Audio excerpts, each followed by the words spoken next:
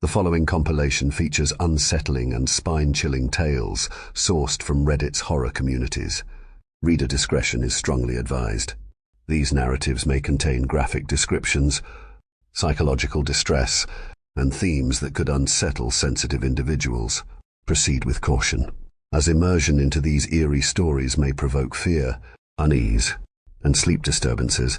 Enter this realm of Reddit's creepy horror stories at your own risk, as the line between reality and the macabre may blur within these chilling narratives.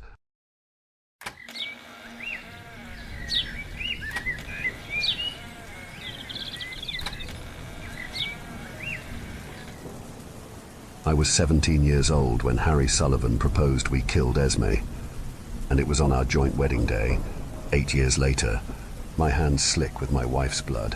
When his words finally hit me, there was a drilling sound in my head. Sometimes it was loud, other times it was faint, barely noticeable, but it was definitely there, getting closer and closer, louder. I should have known not inviting Esme Lockhart to our party was a bad idea, but I was too tipsy to care. In my muddled mind, I would deal with the consequences later. Sitting on the beach with my knees pulled to my chest, a cool beer skimming my lips, I watched the tide ripple under my toes. The wind was trying to snatch the bottle from my hand, blowing my hair from my eyes. Behind me, the party was in full swing, and Esme was being weird again. Even through sharp blasts of wind trying to knock me over, I could hear her attempting to guilt-trip Wylan for talking to a girl. It's not like I didn't expect it. Wylan had told me about the weird notes in his locker, the low-key threats in his mailbox to not even think about leaving for college. I just didn't want to believe our best friend was this kind of obsessed with us. If I'm honest, though, Esme was long past obsession. Infatuation. This girl was a fucking psychopath. Downing my beer, I reveled in the scratchy taste. I didn't even like it, but it was better than drinking straight vodka, which made you a psychopath. Still though, the alcohol was perfect to lower my barriers and force words out of my mouth I had been choking on for years. I like to think the stars aligned when we were little kids, and fate found us. 5 7-year-olds with our hands on the last candy bar, pigtails, 4 eyes, Batman shirt, rich girl, and yellow hat. Initially, we fought for it. I snatched the candy bar up first, claiming finders keepers, only for pigtails to grab it off of me, waving it in the air triumphantly, only for 4 eyes and Batman shirt to form an allegiance, taking it for themselves. I shoved Batman shirt, and he in turn pulled off my hat and made me cry. Rich girl, who had been wandering around, stepped in. We already knew who Rich girl was. Her parents made more money than the Queen. At least, that's what the rumor was in class. Rich girl was rich, which meant she was either a celebrity or a long-lost princess. In reality, her father, Jason Lockhart, had bought our little coastal town. Rich girl plucked the candy bar from the boys and initiated a truce, splitting it 4 ways instead. It was when she was handing out chunks of chocolate. Did we share our names, grinning at each other with chocolatey mouths. Pigtails was Ariosa. 4 eyes, Harry. Batman shirt was Wylan. Rich girl, Esme. And yellow hat was me. The rest was history, I guess. Following that day, the 5 of us became inseparable. In school, we became an unbreakable clique. As littles, we made our own games and spent countless hours at the beach on weekends playing pirates. It was fun. Those summer days and nights will be etched into my mind forever. A blur of swimming in the sea, eating candy, and sharing stories under a late-setting sun. Esme would regularly invite us to play at her house, which reminded me of a palace. She had 7 bathrooms. Who needed 7 bathrooms? As littles, we made a pact. On the last day of summer vacation before 3rd grade, we declared best friends forever. Then, when we were 12, tipsy on Esme's father's expensive wine and spread out on a picnic blanket, we said it again, giggling under a crescent moon. Best friends forever. It was when we reached high school. Esme started to take our pact a little too seriously. I loved her as much as I loved the others, but she didn't know boundaries. Best friends forever was something a lot different in her mind. It started subtly. When other kids wanted to hang out with us, she was adamant that it was just the 5 of us. We were 14 years old, and in our freshman year of high school, making new friends was inevitable. I invited 2 girls to sit with us at lunch, and Esme immediately stood up, dragging the boys and Ariosa to another table. When I stood my ground and plonked down, refusing to follow them, Esme came over and politely asked me to join her and the others. By now, I was getting odd looks from other kids. Esme was a well-known name across town, and so was my name by default. I was already in way too deep with her family to brush her off. Esme's father had already insisted on paying for my college tuition. I said no initially, though my mother thought it was a great idea. Esme had a habit of throwing cash at us when she thought we were going to leave her. Harry was promised a football scholarship when he showed signs of drifting away to hang out with the varsity team. When Wylan got a girlfriend, Esme surprised him with the guitar he had been saving up for. Ariosa started getting cozy with a classmate, and that classmate's parents suddenly won a lottery I had never heard of and moved away. Initially, she isolated us from other kids, even our family, insisting on weekends away and trips to exotic locations. But we were growing up, and best friends forever was looking progressively less likely. Esme thought our pact was an unbreakable bond, a need to be near each other constantly and be completely isolated from everyone else. Esme thought best friends forever meant we couldn't fall in love, couldn't form relationships. She didn't want us to grow up. In junior year, Harry actually went against her wishes and got a boyfriend. Harry Sullivan liked to experiment behind Esme's back. Having been on several dates with both guys and girls, it was well known that he was a player, even if Esme shot down those rumors. But I think he truly fell for Ben. Opposites attract, and Harry, captain of the varsity team, falling for Ben Sykes, a quiet competitive swimmer, was the best thing that had happened to our group. Harry was slowly rebelling, which gave us the courage to fly the nest too. Initially, Esme didn't react or say anything. In fact, she smiled when Harry awkwardly introduced us, his gaze glued to Esme. He was waiting for her to start screaming, his eyes hard, lips ready to argue, but she didn't. Esme offered Ben a seat. Wylan shot me a look, and Ariosa almost choked on her sandwich. Harry didn't let his guard down, though he politely declined her offer and joined the varsity table instead. Harry Sullivan was slowly but surely moving away from us, away from best friends forever, and our stupid childhood pact. He wanted his own life, his own friends. Ben was the start of that. Again, I was sure Esme was planning something. She forced Wylan's friends to move schools and ripped Ariosa's boyfriend out of town, so it didn't make sense to me why she was letting Harry get away with it. She even restricted us from talking to adults, unless it was our parents. Harry could have limited conversation with his coach, only in school time, and Wylan was only able to join the drama club if he promised to let the rest of us sit in the audience. If that wasn't weird enough, we were permitted to tell her everything, every secret we had, or worry on our minds. Obviously, we didn't. There was no way I was telling her about my late first period, and I was pretty sure the boys would rather die than share their private lives.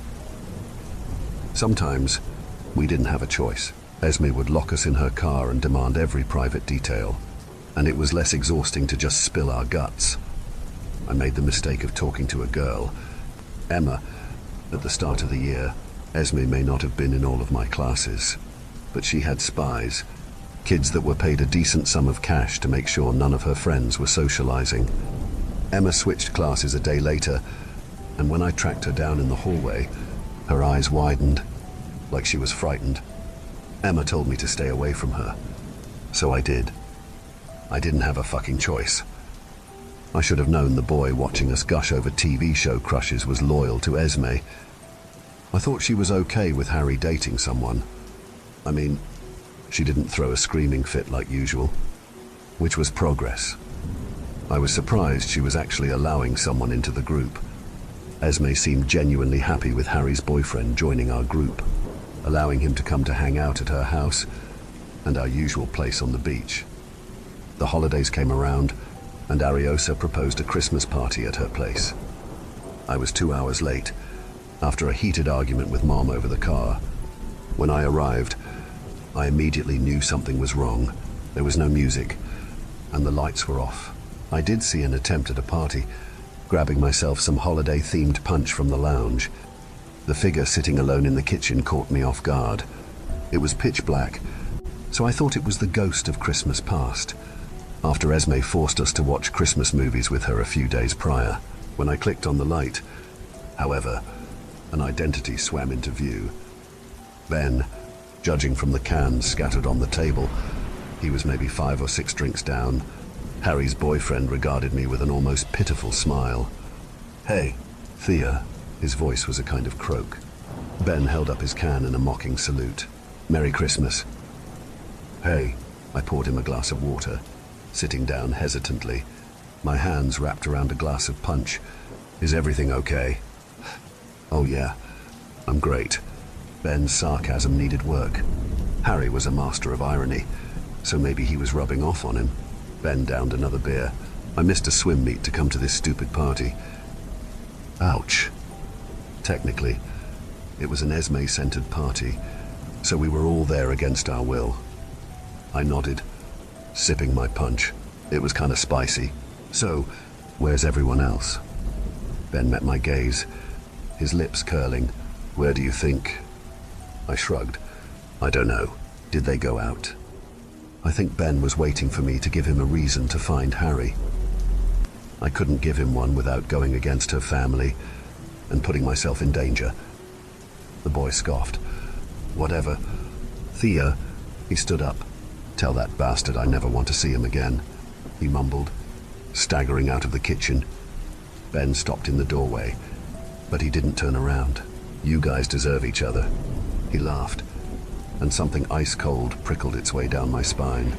I didn't even wait for Ben to leave, and by the sound of it, he was already emptying his guts in the front hallway. Ignoring him, I forced my legs upstairs, my heart hammering. There was no way. Right. Because if Esme had done this, then she had won. The girl had a perfectly calculated plan after all. Esme didn't want Harry to be intimate with anyone else but her.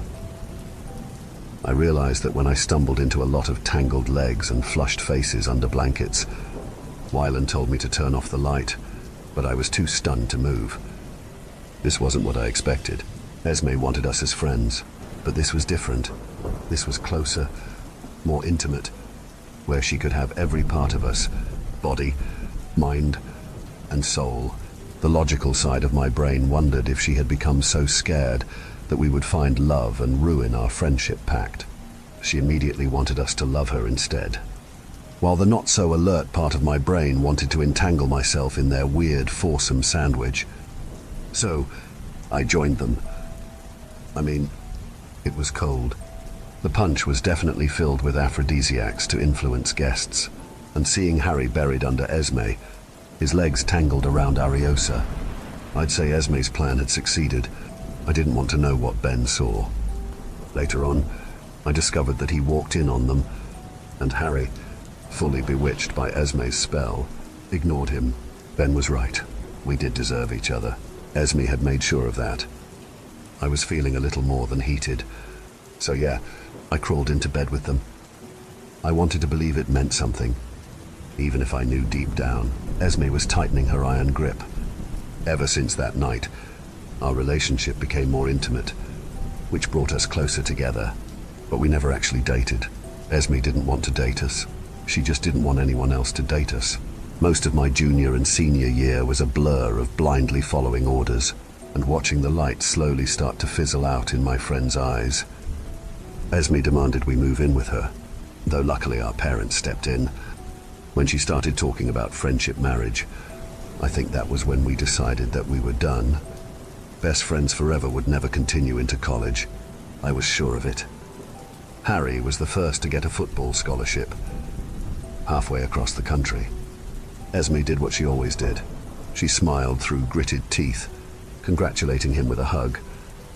I caught Wyland's fuck look, pretending to choke on his drink.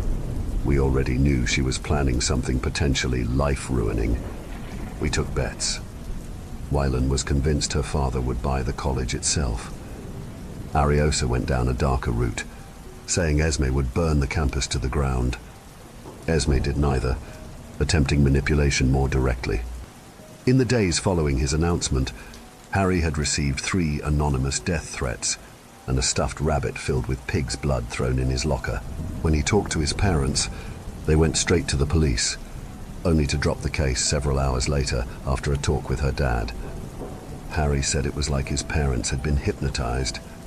Esme turned the whole town against us, so we had no choice but to run back to her. Wyland talked to a girl during gym, and one of Esme's spies immediately reported it.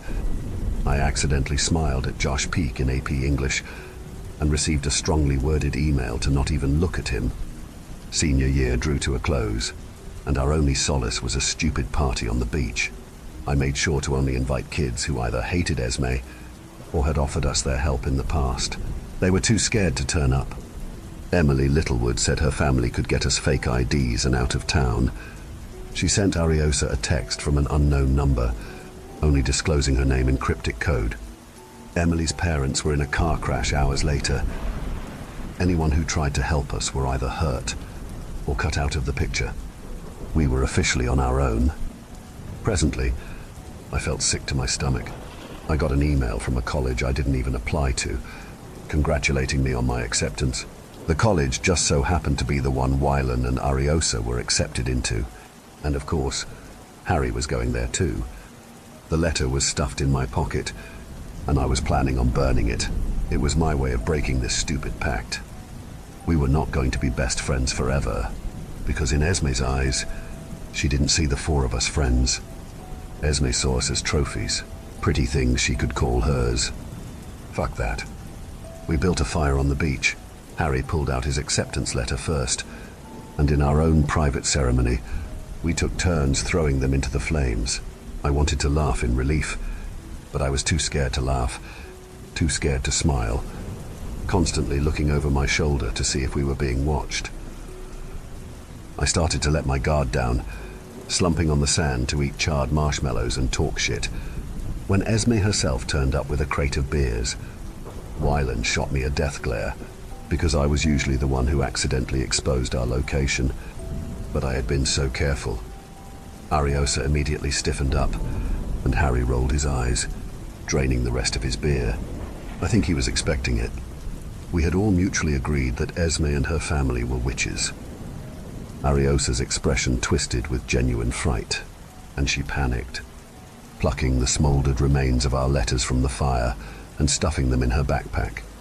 I was sure she burned herself from the way she kept wafting her hand, wrapping her fingers around an icy beer, though she was more scared of getting caught trashing Esme's gift. Luckily, Esme didn't notice, excusing herself for being late. Harry was uncharacteristically snappy, leaning forward in his chair. The boy wasn't even trying to hide his disdain for her. 2 days before, he broke down in my car. It was the only place without a camera, without spies hanging around. Wyland was sleeping in the back, and Ariosa was dancing in his lap. Harry kept it together until I asked him if he was okay, and his body kind of jerked, like he was trembling. He had spent the whole car ride staring into oblivion, his eyes half-lidded, lips curled into an almost maniacal smile. I didn't notice he was clinging onto his seat for dear life, like Esme was going to pop up out of nowhere. I can't do this anymore. He kept saying it again and again and again, until his fingers were clawing at his hair, and he was screaming, his eyes almost feral, like a wild animal. I can't fucking do this anymore. She's going to kill me. I hugged him. It was all I could do. Just a few more weeks, I told him. Then we would be free. How did you know we were here? Harry's eyes narrowed, lips curling. Are you stalking us? Esme. His tone was like warm water washing over me. I thought it might finally push her away. Esme shot him a grin. I always know where you are, she said, ruffling his hair. I was just making last-minute arrangements for something special. Harry wasn't playing around, scoffing through another mouthful of beer. And what's that? He mumbled under his breath. Another death threat. Esme seemed to notice his disobedience, though she didn't say anything, maintaining her wide smile. That's a secret. Harry Saturday, back in his chair, nursing another beer. Wyler nudged him to stop drinking, but he protested with a groan, slurping from the can. I'm sick of being ordered around, he said, downing another beer, as if in protest. I'm gonna do whatever I fucking want. His half-lidded gaze fell on Esme, who had visibly stiffened up. You do whatever the fuck you want, and I'll do whatever the fuck I want. He saluted her with his drink. All right. When Esme didn't respond, Harry threw his empty can at her. The girl didn't even flinch. I'm going to Duke. You psycho sponge. Harry spat, and I caught Wyland's wry smile. Ariosa's expression brightened. Duke was always his first choice. I don't want to go to your fucking college. Esme, I don't want to be anywhere near you or your family. You're a leech. You leech onto people and suck the life out of them. And then throw money at them when they want to leave. What you're doing is borderline psycho. You take everything away from us. When we find friends, you make them disappear. And when we find someone, you throw yourself at us, like a leech. Gulping down beer, he was just getting started. That night with Ben, Harry choked out, you fucked with our heads. He spluttered on a sob, and Harry moved to grab his hand, but he shoved her away, his lips curling into a snarl, angrily swiping at his eyes. No, get off of me. It needs to be said. His gaze flicked back to Esme. You turned my parents into mindless followers of yours, so you could keep me under your control. You manipulate us with money and vacations, and fancy scholarships. I mean, who fucking does that? Huh? What kind of person goes to these kinds of lengths to keep friends? He laughed. You threaten and isolate us, and seriously think we want to be friends. Harry let out a shuddery breath. So, here's what you're going to do. You're going to leave me and my parents alone. The same goes for Ari, Thea, and Wylan. You're going to get your father to fire my parents. And then you're going to get your connections you keep bragging about to cancel the scholarship I don't even want. If you don't, I'll happily contact the police and get your ass thrown in jail for stalking. His smile was harsh, almost manic. When Esme opened her mouth, Harry tipped his head back, dazedly blinking at the sky. Not the police under your dad's thumb, he said with a snort. I'm not fucking stupid. I mean outside of town, where you'll face actual consequences. His eyes darkened. After tonight, I don't want to see your face again. His words were venomous, and I reveled in each one. Find new friends in college, Esme, and pray that they tolerate your psycho bullshit. Harry's voice faded out, the sea suddenly so much louder in my ears, waves crashing onto the sand, before drifting back. And don't put you 6 feet under the fucking ground. Esme seemed frownsome for a moment, and we all waited with bated breath. Was this it? Would she finally leave us alone? Instead of replying, the girl turned her attention away from Harry and plonked herself down on Ariosa's lap, chastising Wylan for wearing a short-sleeved shirt. Esme insisted on styling us, like we were dolls. She hated when Ariosa tied up her hair, and I wasn't allowed to straighten my curls. Harry had to wear contact lenses if he wore glasses. She ignored him for days. When he lost his contacts and had to wear glasses, Esme bought him unlimited contacts. Harry didn't respond to Esme ignoring him, instead cracking open another beer. He shot me a grin, which was a little too wide. Jesus fucking Christ, I remember thinking. He was losing his mind. Mission accomplished. If drunk Harry thought it was mission accomplished, sober Harry was in for a rude awakening. The girl's lack of response wasn't a win, it was a time bomb. Esme started talking about her own college acceptance letter, and I caught him glaring at her, his fingers pulverizing the can. I hated what she was in the process of turning him into. Willen was staying quiet, absently making a mini sandcastle, and Ariosa was snouncing on the sand. The party was primarily to plan a quiet escape, and once again Esme had made it about her. I excused myself, escaping down to the shallows. The silence was a relief. I dropped onto my butt, letting the tide wash over my feet. Sticking my toes in bioluminescent plankton, I wondered how a candy bar had single-handedly ruined my life. Esme was making a fool out of herself again. In the corner of my eye, she was standing with her hands on her hips, blonde curls being whipped around in the wind. Wylan had done something wrong. I had no idea what it was, though from the sound of her voice, it sounded like he'd been hiding a friend. It was when I was watching the sea wash up on the sand, I heard it again. Drilling. It felt close, but also far away. We could just kill her, you know. Harry was standing behind me, swaying slightly, a fresh drink in his hand. He looked like a ghost under a moonlit sky. His cheeks were too pale, dark brown hair glued to his forehead with sweat. He wasn't smiling. Esme said it was his best attribute, so he made sure to never smile around her.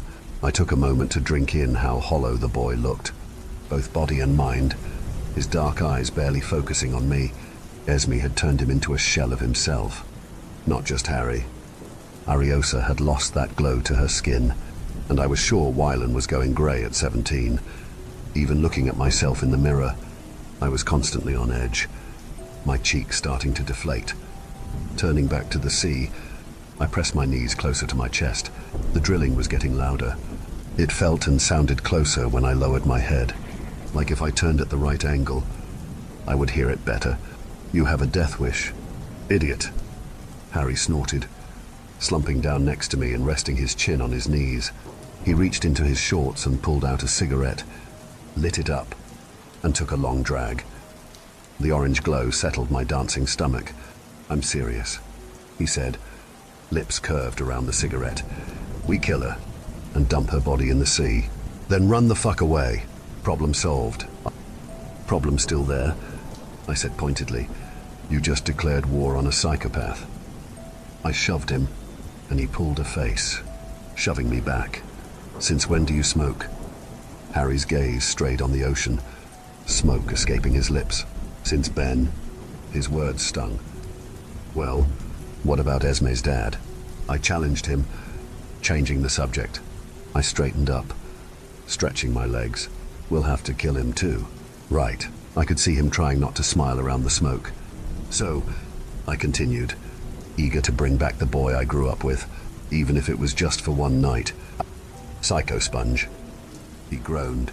It was a good insult in my head. It was a terrible insult. "Did you see Wylan's face?" Harry laughed, and it was a good laugh, one that made me feel safe, despite knowing we were being watched. "We are going to leave here. Don't worry." He shot me a grin. I told her to leave us alone, and Harry arched his neck, twisting around. "I think she got the memo." "I hope she has. Anyway." Nodding along, I took in Harry's words, though they were fading in and out. I could hear that noise again. It was real. A loud drilling in the back of my head, looking up at the sky. It was suddenly too black, like an endless oblivion that would never brighten. The sea lapping over my feet felt wrong, somehow, like it wasn't even wet. The sand bunched between my fists was too perfect. Perfect white sand, filtering through my fingers. It was the kind of sand I dreamed of, unlike the actual beach, which was mostly pointed rocks and spiky shells. It was too perfect. I looked around, gulping down air. Ariosa and Wylan trying to get the fire going, and Esme handing out food. The perfect night. The stars twinkling above us. The perfect sky. Harry. My voice sounded wrong, like the words on my lips weren't mine. He didn't look at me. "Yeah.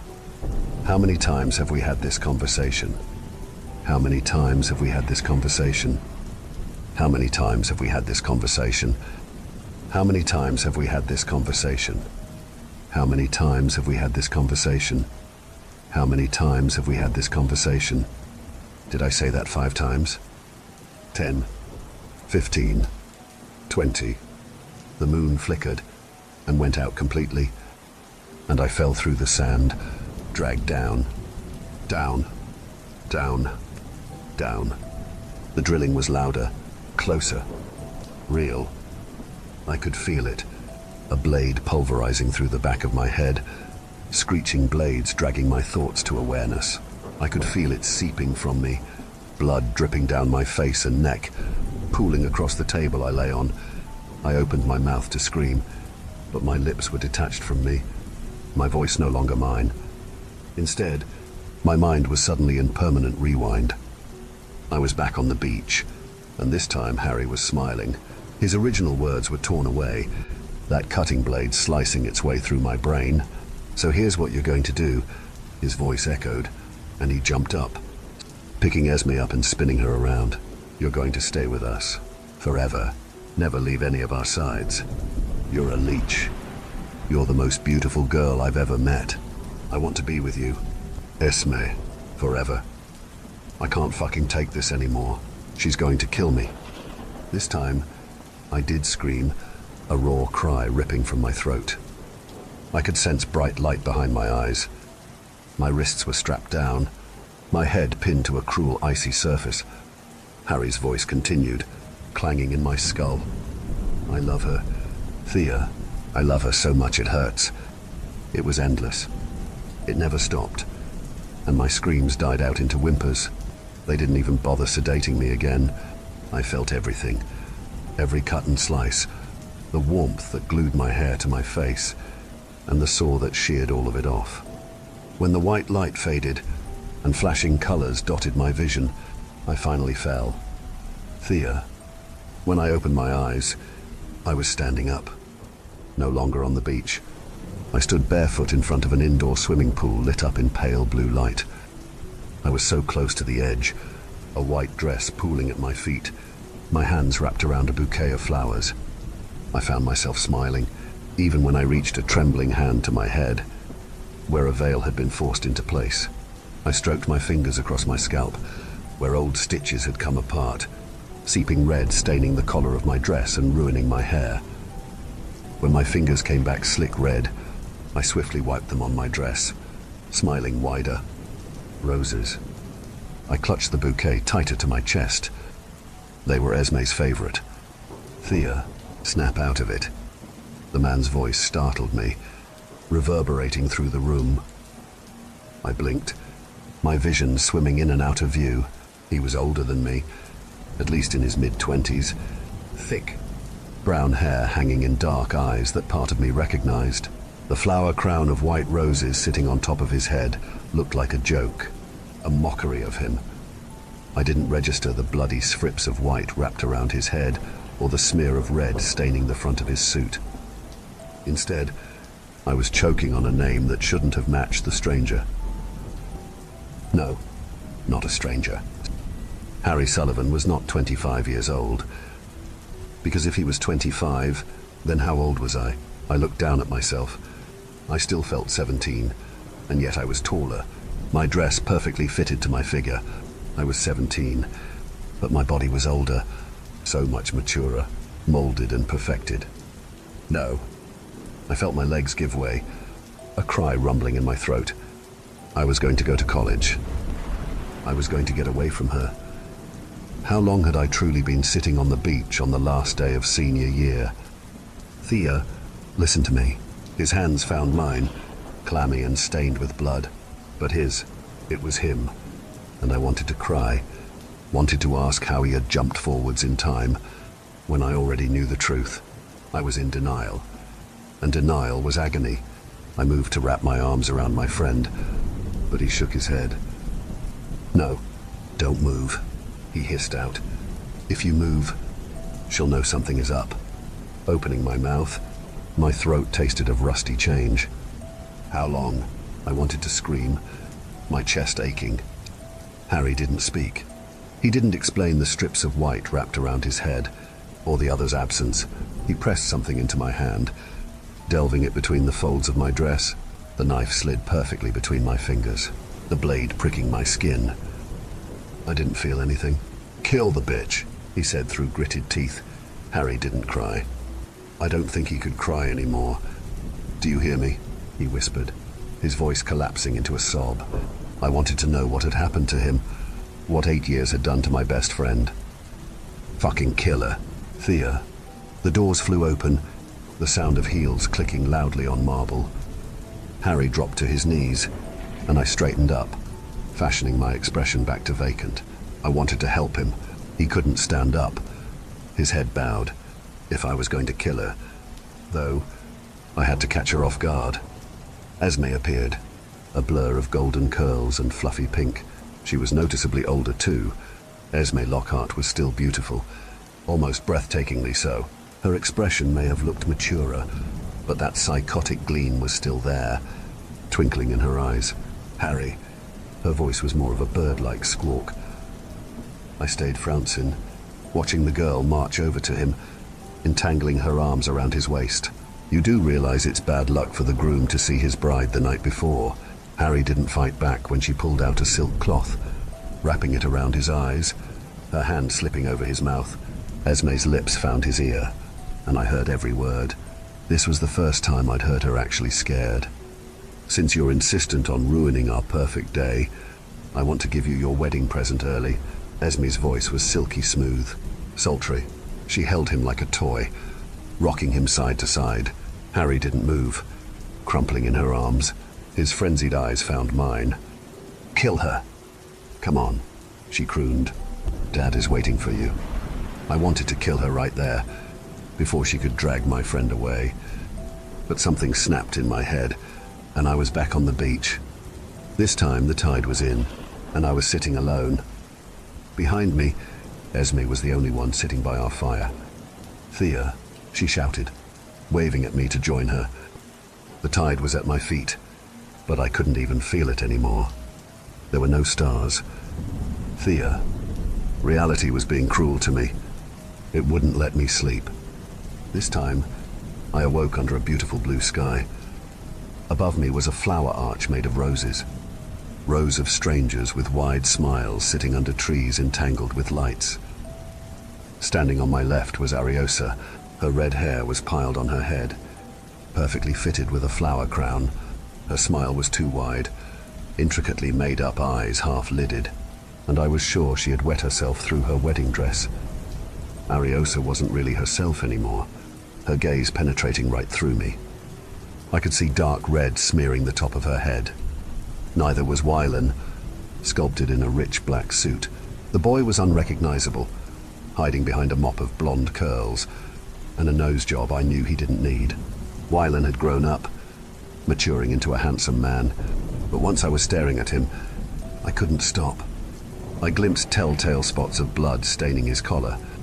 His grin was dazed, drool seeping down his chin. Wylan was standing at an angle, swaying back and forth, that glitter which was my best friend, gone. Thea. I blinked. Esme was inches away from me, the bride. Pay attention. I found myself nodding obediently. In a few simple words, she was going to become my wife. The knife was tucked into my dress. Harry was standing next to me. I didn't want to look at him, because I knew what Esme's wedding gift was. In the corner of my eye, I glimpsed a thin line of black trickling down his temple, scarlet bandages hidden under that hideous fucking flower crown. His eyes were lazily following a butterfly, and he could barely stand still. Harry was the one who tried to get away, who clawed his way out of her control. Esme had decided to take his free will by force. The others spoke their vows, like they had been cemented inside their minds. I, Harry Sullivan, Ariosa Carlyle, Wylan Sutton, Thea Samuels. Take Esme Annalise Lockhart to be my wife, to have and to hold from this day forward, for better, for worse, for richer, for poorer, in sickness and in health, to love and to cherish, until parted by death. Harry blinked, his lips forming a smile. I do. Ariosa giggled all the way through her speech, which was unintelligible.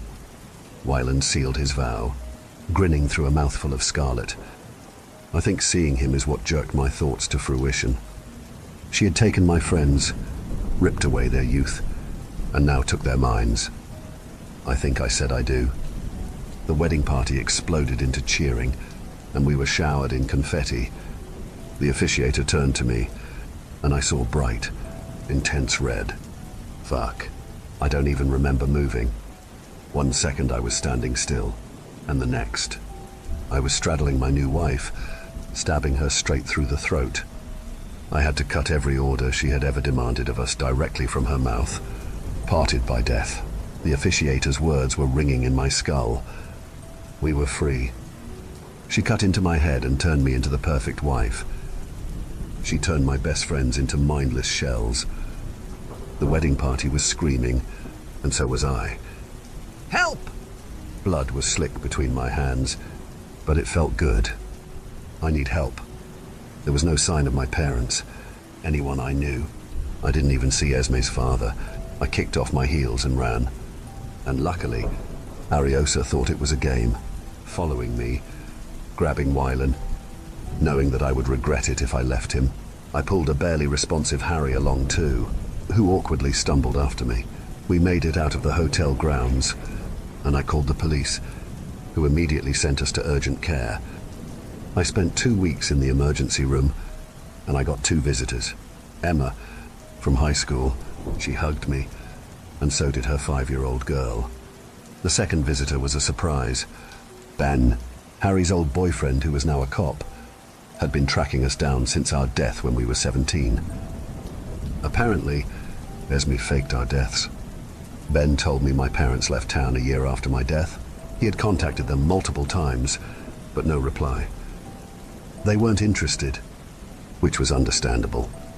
If someone told me my dead daughter was in fact alive and forced to marry her best friend, I wouldn't engage either. I asked Ben if he'd been to see Harry, and he nodded, his cheeks going pale. He told me the words I didn't want to hear. Harry wasn't Harry Sullivan anymore. The doctors explained it in more medical terms. A foreign object being obstructed through the skull and damaging the frontal lobe or something like that. I wasn't really listening. Ben started talking about serious damage to the brain, and I was on my knees on cool tiles, choking up my lunch. I knew exactly what it was. Harry had been partially lobotomized in a desperate attempt to subjugate him. So, if my friends were lobotomized, what happened to me? I was drilled through the head. I got the same treatment. So, why was I awake and conscious, and they were brain dead? I've been living with Ben for the last 2 years. Ari and Wylan have recovered, in a way. I say in a way because I'm lying to myself. They're completely different people. Wylan is erratic and acts like a child, and Ariosa repeatedly tells me how much she hates me. Their lack of emotion scares me. The doctors are puzzled. They didn't think it was possible to make as much progress as they have. But Jason Song was also using technology that they had never seen before. Ben argued that lobotomies don't control your mind, they destroy it. He was convinced something else was being used, which sent me to sleep for 7 years, forcing my body into autopilot. It would explain Wylan and Ari's behavior too, how they had somehow recovered, or sort of recovered from a lobotomy. Harry spoke for the first time a few days ago.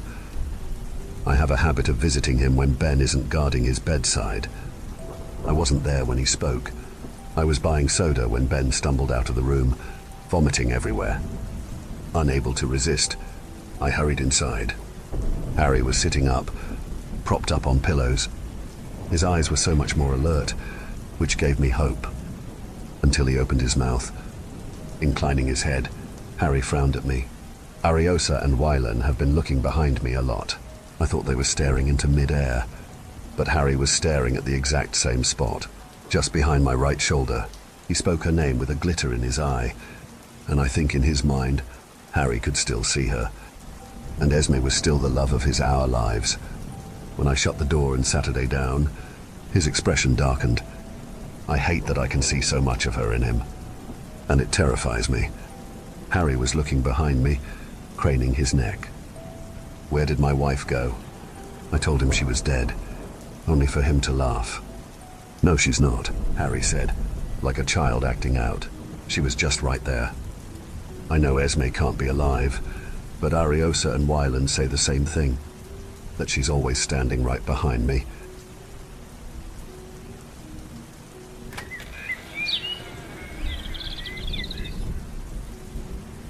I first discovered the wreck a week ago, and I pray to God that I am strong enough to never return to it again.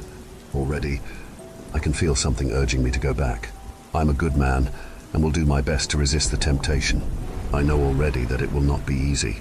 What was all that about? Said Sarah as we loaded our scuba gear into the back of our old pickup truck. I grinned, flexing my muscles playfully. There is something down there. Oh, please, you're not trying to pull one over on me, are you? Her gaze lingered on my chiseled physique, a testament to years spent working in the dive industry as an instructor and course director. I'm not kidding. There really was something. A submarine. Sarah raised her eyebrows and began peeling off her figure-hugging wetsuit, and I could not help but notice the admiring glances of a couple of younger passing tourists. I'm sure she was aware of their lustful glances. She exudes an effortless sensuality, and exposing her tanned skin and skimpy bikini does not seem to bother her in the slightest. Stop kidding around. We have dived this spot 100 times at least. You know as well as I do that there is nothing down there. But she was wrong. It had begun as a usual Saturday for us, diving together as we often do. Sarah is not only my girlfriend, but also a talented photographer whose stunning images have graced the pages of international magazines. Her skill and professionalism have won her countless awards, and today she was intent on getting some shots of an invasive mantis shrimp species that had started to become more common in the azure waters around the Maltese coast. As we descended into the water, Sarah immediately began searching for the shrimp. She knew where they were likely to be found, but the search process was tedious. I followed along dutifully, watching her graceful form move through the ocean like a mermaid. However, after 10 minutes of this slow-paced exploration, I couldn't take it anymore. I needed a little more excitement. So I signaled to Sarah that I was going off on my own for a bit, and she gave me a playful wink before continuing with her search. As I swam away, I looked back and couldn't help but admire how she moved through the water effortlessly and gracefully. She was more than capable of taking care of herself in these shallow depths, but sometimes I couldn't resist the urge to protect and watch over her from a distance. As I descended into the familiar waters, the sun shimmered through the crystal-clear ocean, casting undulating diamond-shaped patterns upon the enormous blocks of rock littering the shallows. I gently finned over the lip off the drop-off at 20 meters and looked down. My attention was immediately drawn to a large, dark shape that seemed to lie upon the sandy bottom at perhaps 30 meters, like a giant guardian of the depths. My heart raced with excitement as I moved closer, and my eyes widened in astonishment as I realized what the object could be. Without hesitation, I swam deeper, eager to investigate this unexpected discovery that filled me with a sense of both euphoria and fear. The German U-boat had presumably lain undisturbed upon the seabed for over 70 years, a haunting reminder of the past. Its once sleek and deadly exterior was now rusted and covered in algae, giving it a strange, ghostly appearance. As I dove towards it, a feeling of unease settled in my stomach. What tragic circumstances had led to its sinking, and what secrets were hidden within its flooded confines? At a depth of 30 meters, I would get through my air fairly quickly, and I also had limited time if I wanted to avoid decompression stops. But my curiosity prevailed, and I swam towards the stubby conning tower. Only then did I start to worry that the sub might contain dead bodies. What had happened to the crew? Had they been able to escape? Or was their final resting place within the flooded confines of this steel sarcophagus? I know now that I should never have done what I did, but I could not stop myself. An overwhelming urge gripped me, and I peered through the open hatchway into the mysterious and dark interior of the wreck. Later, when I returned to Sarah's side, she was still absorbed in taking photographs and hardly acknowledged my return. Excitedly, I grabbed her arm and shook it, trying to get her attention. She gave me an annoyed look as I thrust my dive slate in front of her mask. After much signaling and insistence, she only read what I had hastily scribbled on its surface in pencil. I found a wreck. Understandably, she looked surprised, as we knew there was no known wreck within 5 miles. Slightly begrudgingly, she followed me towards the drop-off. I was leading and kept looking over my shoulder to ensure Sarah was still following. I could hardly contain my excitement as we swam over the ledge and looked down. Sarah gave me what I would call one of her looks as I stared down at the seabed in disbelief. The U-boat had vanished, but there was something there. I saw it. I told Sarah later as we drove back to our apartment. "You thought you saw something," she corrected. "Maybe you were just knocked. It looked pretty deep." "I suppose that could be it," I said. All the problems with Jurgen and the dive school must be getting to me. She smiled and ran her hands through her salty blonde hair. "I'm thinking of taking a long shower when we get back," she said nonchalantly, before shooting me a suggestive glance from underneath her lashes. "And you should join me. You really could use some stress relief." We both could. Sarah put the radio on, and we drove back to our beachside apartment. She sang along beautifully and harmonized with the songs on the radio, and I lost in anticipation of what was promised to come.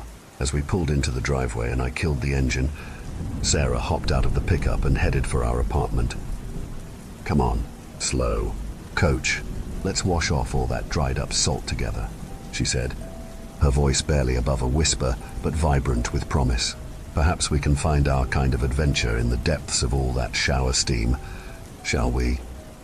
I grinned and followed her into the apartment. I did not mention that I had peered down the hatchway into the flooded submarine or that I had explored its darkness. All the problems I'm now experiencing with my dive school started about 5 years ago, as the price of exotic destinations dropped and more unique scuba diving destinations became available. My business slowed down. My customers seemed to have been lured away by the white, powdery beaches and waving palm trees of places like the Caribbean, the Maldives, and even Papua New Guinea. It was getting so bad that I swore that I would strangle the next diver I heard mouth that well-worn phrase, "The Med is dead." Eventually, last year, against my better judgment, I took on a partner, Jurgen. He offered to buy half of my business and bring in lots of extra customers through his network of dive clubs in his native Netherlands. It seemed like the perfect solution at the time. To begin with, things went very well.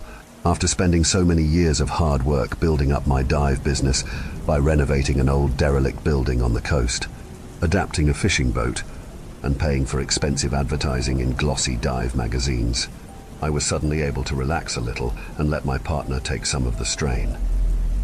This turned out to be a mistake. Before long, almost 8% of our customers were from the Netherlands, and I was getting hardly any bookings from anyone else. Even when I did have some of my own customers, I got the feeling that they were less than happy that the dive trips were dominated by Jurgen's customers, who all seemed to know each other. Not too long after, Jurgen came to me insisting that he should get more than 50% of the profits, as he was bringing in most of the customers.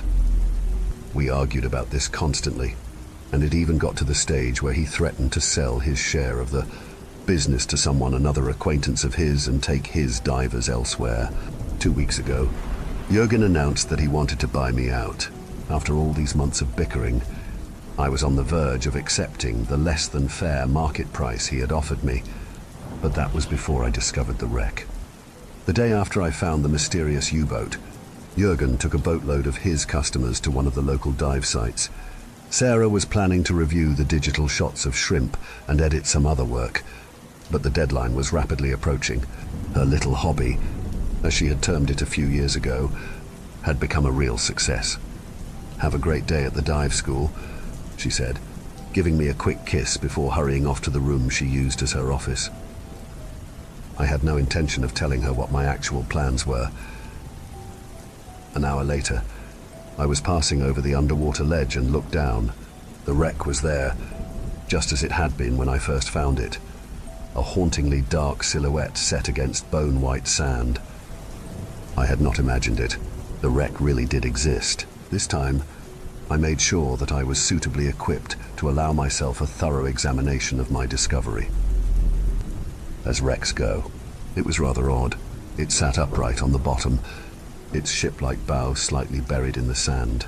I swam around it but failed to find any obvious damage, making me wonder whether the crew had deliberately sunk it. It just Saturday there, on the bottom, as if silently waiting, hidden in the depths, until it was time to pounce. Reaching the conning tower, I gazed down through the open hatch. Surprisingly, there was little marine growth around the edges, and after clipping a guideline to the stubby radio mast, I went inside. My first impression was one of intense cold. I guessed that this might have been due to sunlight from above being unable to penetrate the wreck to warm the non-moving water within it. As I played my powerful torchlight over the interior, a mass of pipework and sheathed wiring, I could not help but feel a sense of great curiosity. There did not seem to be any apparent reason for the U-boat's sinking. Due to the confined space, moving around was difficult. I had opted for a small rebreather instead of traditional scuba to avoid the risk of my bubbles stirring up sediment, which could quickly reduce the visibility to zero. The rebreather also offered the considerable advantage of plenty of gas for a long dive and deco stops afterwards. Fine greenish sediment had settled on every surface, and even my gentle movement through the water dislodged fine rust, which rained down from above, reducing visibility to no more than a meter ahead. My torch, which is hugely powerful and one of the best on the market, seemed unable to penetrate the somber interior efficiently. It was as if the darkness had a substance of its own. It soaked up light like a sponge. Cautiously, I edged forward, going deeper into the aquatic mausoleum. The water around me felt somehow thicker, and I had the impression that I was swimming in treacle. The darkness increased. How could the inside of a submarine be so damned big? I had swum for what I considered a considerable distance, yet there seemed to be no end to the cavernous interior. After another 5 minutes of finning, I stopped. I figured that I must have swum a couple of 100 meters. There was no way that this type of sub could be so big inside. Hell, it wasn't anywhere near so long on the outside. It just did not make sense. The other and more worrying reason that I had stopped was fear. My light was almost useless. Examining it, I could see that it burned brightly enough, yet the darkness was somehow darker and hungrier. It was then that I noticed the smell. I know it sounds ridiculous, but that is the best way to describe it. It was as if I could smell something rancid, a rotting stench that I could taste through the rebreather's mouthpiece. I inched forward, my heart pounding in my chest and ears like thunder. The smell was almost overpowering. Suddenly, I came within inches of some kind of barrier, a wall of thick, undulating darkness. I sensed that the darkness was waiting. For what? I had no idea. But strangely, I felt sure it had been waiting for a long time. Don't ask me what made me do it. Curiosity, stupidity, who knows? Tentatively, I reached out. I watched as my hand disappeared, engulfed by the blackness. The pain was immediate and excruciating, a freezing coldness that penetrated the very bones of my finger and began to spread up my wrist and into my arm. I felt, touched pure evil.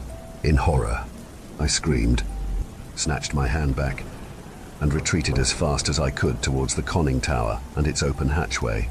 I did not bother to collect my guidelines. I fled for the surface in terror, up towards the light.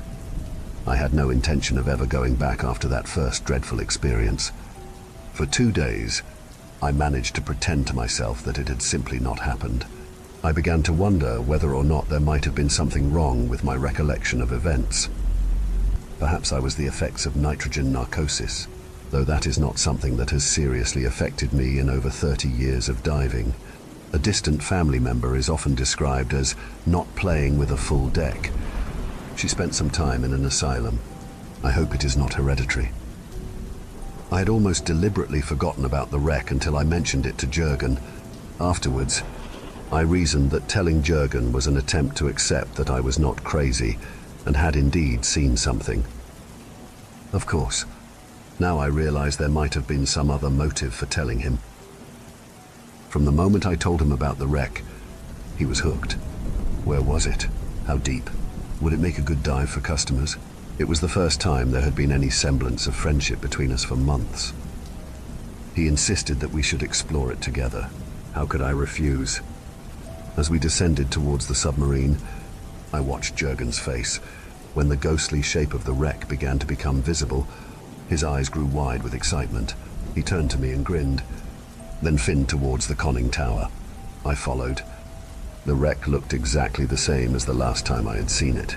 A chill of memory shivered down my spine. Jurgen looked down into the wreck and then, seemingly on impulse, took hold of the guideline I had left last time and followed it headfirst down into the gloomy innards of the submarine. I did not want to go inside again, but felt grudgingly that I ought to stay with my partner. Inside, it seemed even colder than before. Jurgen was kneeling on the bottom, looking around with his torch, holding the guideline. He indicated that I should go first and that he would follow. I shook my head and signaled that he should lead. He shrugged and then set off, with me close behind. We swam for quite some time before Jurgen stopped and turned to me. He looked confused. We had been swimming for a ridiculously long time. Considering the size of the U-boat, he appeared worried. But I gave him the okay sign, which seemed to be all the reassurance he needed. He swam deeper into the darkness. Nervously, I followed him. Not long after, I began tasting that revolting smell I had previously experienced. The apparent thickness of the water seemed to slow our movements tenfold, and the light from our torches withered to pathetic conicals of light. We had reached oily blackness. I have no satisfactory explanation for what I did next. Perhaps it was because Jurgen had virtually stolen my dive school from me. It might even have been that I simply did not like him anymore.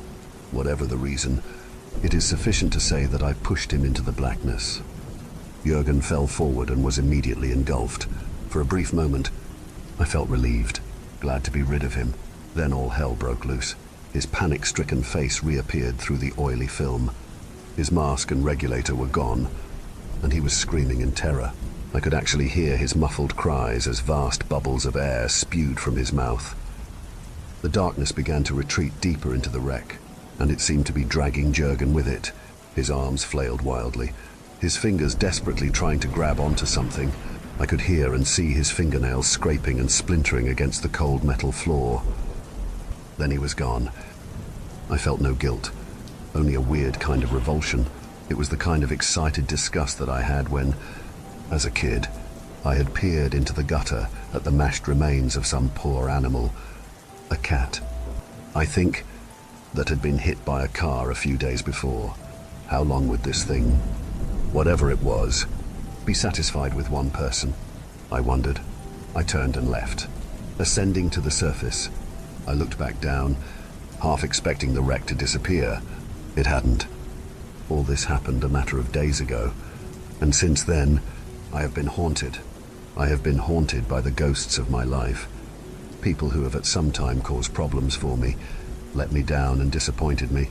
Since I have spent most of my life in the diving industry, it is not surprising that most of these people are also divers.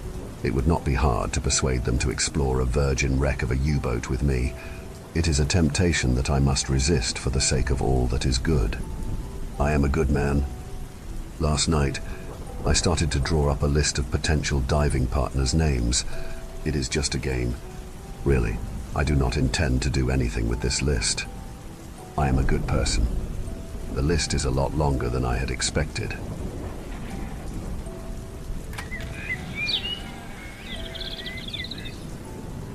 According to some self-proclaimed, highly acclaimed authors that you've probably never heard of, Tacoma and Pierce County are the place known as Methlehem. I must tell you they've either never done meth, or had a prostitute or murdered anyone, or they have. So, in order for someone to know what they are talking about, they've either done these things or they haven't.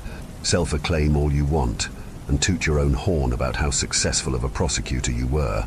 But really, what difference did you make? Did you make a lot of money when you arbitrarily nicknamed your district after the real Methlehem? I lived in Spokane in the very early 2000s, and it was there that I became a murder addict.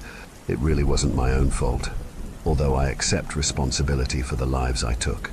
Really, it was fear that governed my actions, for I was haunted by the specter of vengeance, and she would not let me rest until I had slit enough throats. If ever I defied her, she would stop tormenting me and begin withering my very soul. It is indescribable. What it feels like to have your soul seeping into the opened mouth of the sucking ghost, its bloody eyes holding you fixed in place, your essence pouring like a golden smoke into the maw of endless suffering. I will say that I succumbed to this, and to avoid it, in terror, I obeyed. In life she was a friend, but in death she was a wraith. She'd asked me if I believed in such a thing, as though she somehow knew she wasn't going to survive the weekend. I thought she was going with her boyfriend, but he didn't go with her either. Instead, she went alone, or rather with a few girlfriends, but they abandoned her when she collapsed, and the guys at Aaron's party told them they could leave, and without their friend, the girls got scared and left her behind. She didn't survive. Her boyfriend, Daniel, called me and asked me if she was with me. I said where she'd gone, and he told me he was in front of my shack. I felt a cold chill, because she was already gone. I somehow knew she was dead. It's what happens when you love someone and they die a bad death. You just know. We arrived at the abandoned house around noon and let ourselves in. We found her tied naked to an old mattress. She was covered in bruises, and they had left a beer bottle in her. She wasn't breathing.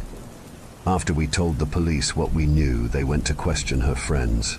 Daniel's cousin, Officer Van Diem, worked in Spokane's police, and due to the fact that the guys at the party were under investigation for all the meth going out of Spokane, they were not going to do anything about it. Making arrests for her murder would interfere with their bigger investigation. They strategically just shelved the case. Daniel ended up in the hospital for alcohol poisoning, and when I went to see him, he was gone. He didn't make it. I was left without any friends in that city, the city of Bethlehem. I still had enemies, and for a man filled with rage, enemies can be just as good as friends. Her ghost came to me, telling me what they did to her, how she had suffered for hours before she had a seizure and died. I was afraid of her ghost, how it would never let me rest, how it fed on me. Her spirit was vengeful. She had loved her life. She had loved Daniel, and she had loved me. To her, we were all dead, and I was just a revenant. That was my fear, of becoming a monster. And everything I did, or didn't do, kept making me worse and worse. By the end, I was addicted to murder, but only because of my modus operandi and my target victims. An ordinary murderer isn't really addicted, just obsessed. Allow me to explain how to hunt down and murder a group of men in cold blood and get away with it. I'll walk you through the step-by-step planning and execution of the murders I committed. I'm not afraid of the kind of prosecutors who describe their book as written by an acclaimed author and successful prosecutor. Dude who wrote the book wrote that description of it. I've never heard of him, or her, or whoever. All the prosecution happens where things are civilized. There's no meth in the courtroom, and nobody can imagine what the places they are talking about look like, smell like, and feel like when they are in an expensive suit and in a courtroom, prosecuting the kind of meth dealers that go to court with an attorney after getting taken alive, arrested by the police. I'm a goddamned meth vampire, and I can tell you exactly who I killed, how I did it and when and where and everything. And this ace prosecutor who thinks Tacoma is Bethlehem wouldn't know what to do with this account. The police know me. I get arrested or pulled over fairly often. Honestly, I like the police, because they look into my eyes and they smile a little bit at what they see. They arrest me and I get paraded in through where all their desks are, and they stand up and watch me go by. Good luck bringing me to justice. I'm always out of county lockup by Tuesday, with cash in my pocket, and all charges have been dropped. Every time.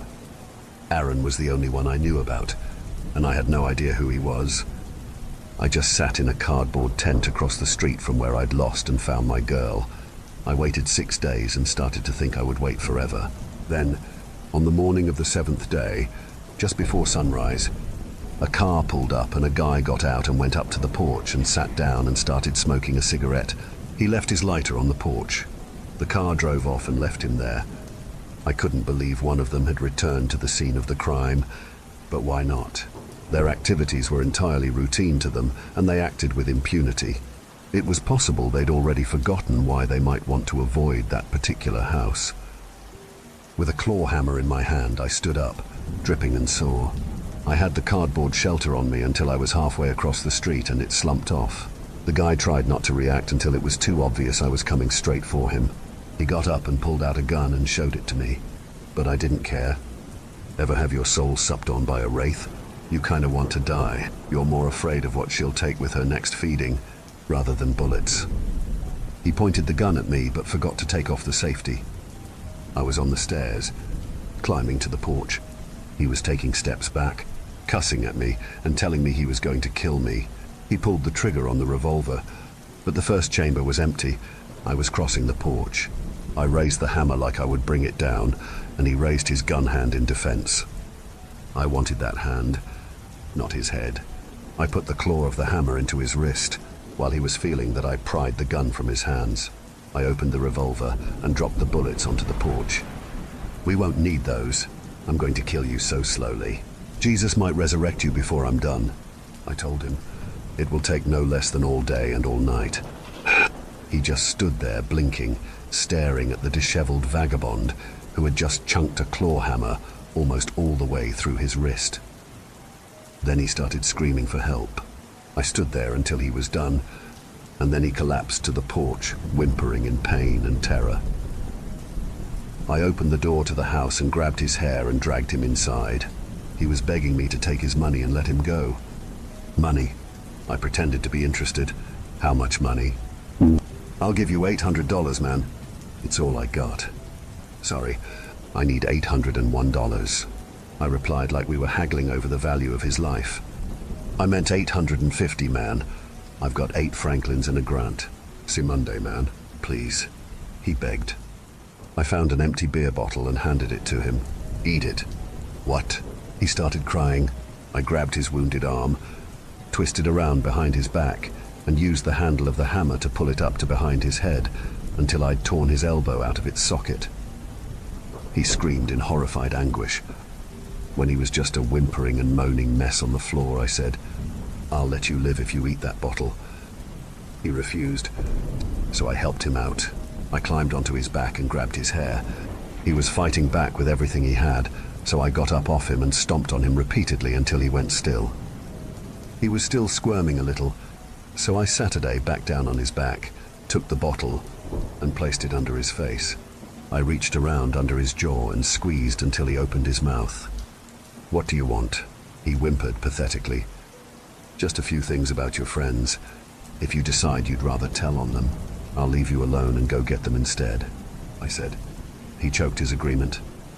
I rolled him over and dragged him to the old metal heater against the wall. I then used his belt to tie his remaining hand to the heater. I went and got the gun and put one bullet in it. "We don't have long. You were waiting for someone. Who is Aaron?" "He's coming," he coughed. "And who are you?" I asked. "I'm Spider," he said. I shook my head. "I'm Gus Steelbrim. If you start giving me information that I cannot use to find your friends, then I'll think you are done talking, and I'll shoot this bullet into your right eyeball, and the low caliber won't be able to go out the back of your skull. It'll just bounce around in there and disintegrate your brain. If you keep talking, and I believe you and I like what you are saying, I'll leave you there alive, and I won't bother to hunt you down and light you on fire like I'm going to do to your friends," I told him. I gave the chamber a little spin. "Want to play Russian roulette? It might clear your head, help you remember names and places." I took the gun, pointed it to my ear, and pulled the trigger. I frowned. I always go twice. Gives me a boner. I winked, spun the chamber again and repeated my turn. It's a really fun game. Would you like to play, or do you have a few names already on the tip of your tongue? "You're crazy. You're so freaking crazy." He was wide-eyed and panicked. His phone started ringing and I took it out of his pocket. It was a cricket, which meant all his associates were on a network. I answered it. "Where are you? Are you in the freak house?" "We're outside with your stuff," Aaron said without me saying anything.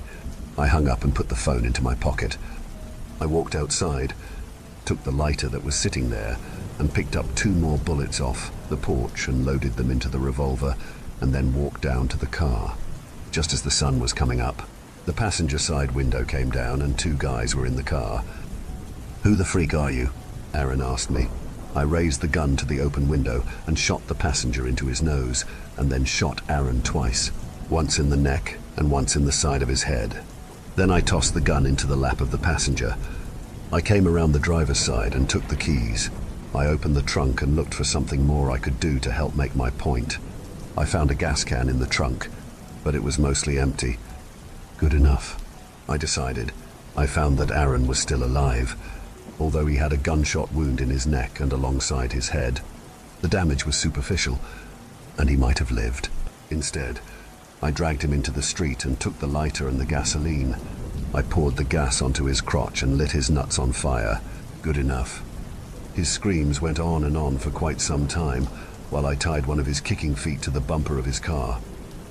I put the keys back into the ignition and propped the gas pedal down. He was dragged to death. This was done to Aaron Victor on April 20th, 2002, when he was dragged for 3/4 of a mile down East 29th Street at about 6 a.m. I was the one who did that to him. It was me, premeditated as all hell. I heard he was still alive for about 2 more hours in the hospital, where a nurse misread his chart that supposedly said he was allergic to all forms of pain medication known to man. Therefore, she just stood there and watched him die in skinless agony and did nothing for him. Not sure who she was, but I'm sure she knew who he was. Every day I called another associate of Spider's and offered them a good deal on his stuff. They'd come to the freak house alone or with a friend, and I would cripple them, hang them from a rope and skin them alive. I just tossed their dead bodies into the empty pool out back and left them there rotting in the sun. The neighbors never looked outside or called the police or bothered me in any way. I became addicted to it by mistake. As I got their blood in my mouth that first time, I started butchering one of those nice young men while he was still alive and screaming himself to death. After that, I had to have more. I started licking the blood, sipping it and then drinking it. Then it happened. One day there was nobody left on that phone to call. I had more phones, but I wasn't sure who was who. I compared call lists and got outside the first cricket business network they had going. The problem was that word had gotten out that the freak house was a slaughterhouse. Nobody wanted Spider's stuff. Whoever tried to go get it was never heard from again. I was fiending, cold and shaking. I needed more blood, more meth dealer blood. It was the only kind that could sate my thirst. I looked in the mirror, and I had no reflection.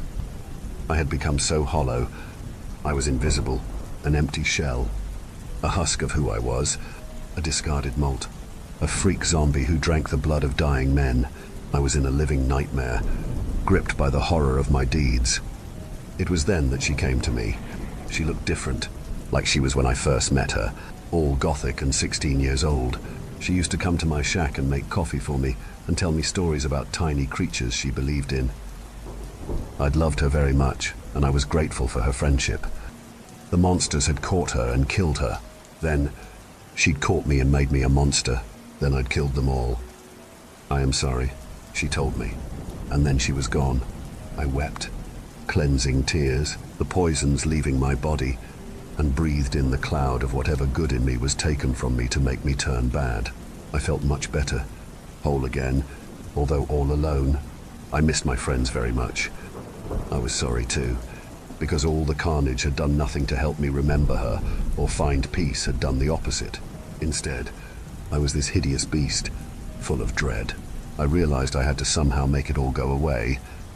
I called Pearson's and Sons Gravel and Yard and told them I had an empty swimming pool full of dead meth dealers who I had tortured and murdered because they had killed a girl.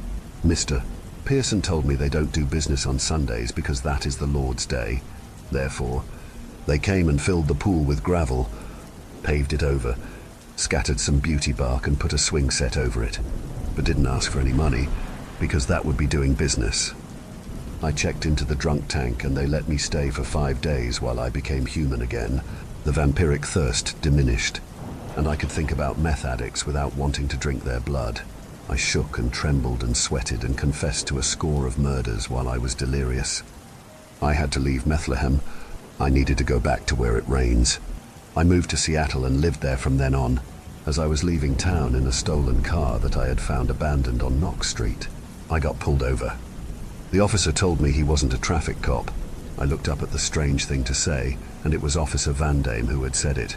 He just stood there blinking at me behind his cop sunglasses. "What?" I asked him.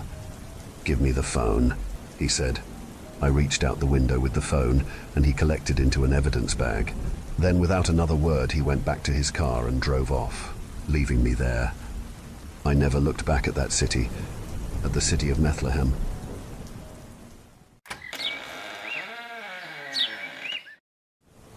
I wish I could say that my parents' death had meaning, that they died for a good reason, but they didn't. I was only 11 years old at the time. A drunk man racing home to try catch his wife cheating blindsided them on a turn. My parents didn't die heroes. They didn't die for a grand purpose. They died because someone took them from me too early. This was the first time I felt real, raw grief. The memory of when I was told, the moment it happened, is snapshot in my mind like a burn that never heals. The way my gut sank like the dip of a monstrous roller coaster. The pit left as my child self realized the permanent nature of it. I can even still feel the tingles in my fingers as the shock kicked in. The words played in real time, but my body felt slowed. Breathing became manual as my vision tilted over and over. I was not emotionally ready for this. I was barely emotionally handling school, so them being taken so callously left me empty for longer than I'd like to admit. After their passing, my grandparents moved into my parents' home with me. They packed up their lives and tried to pick up where my parents left off. 4 years they tried to connect with me, but I was emotionally unstable. I resented them for trying to take their place. Their love hurt me in ways they couldn't win. They tried to coddle me during and after the funeral. For 4 years they tried to break down my walls, but the walls I built held strong. I sank myself into the last connection I felt I had with them games.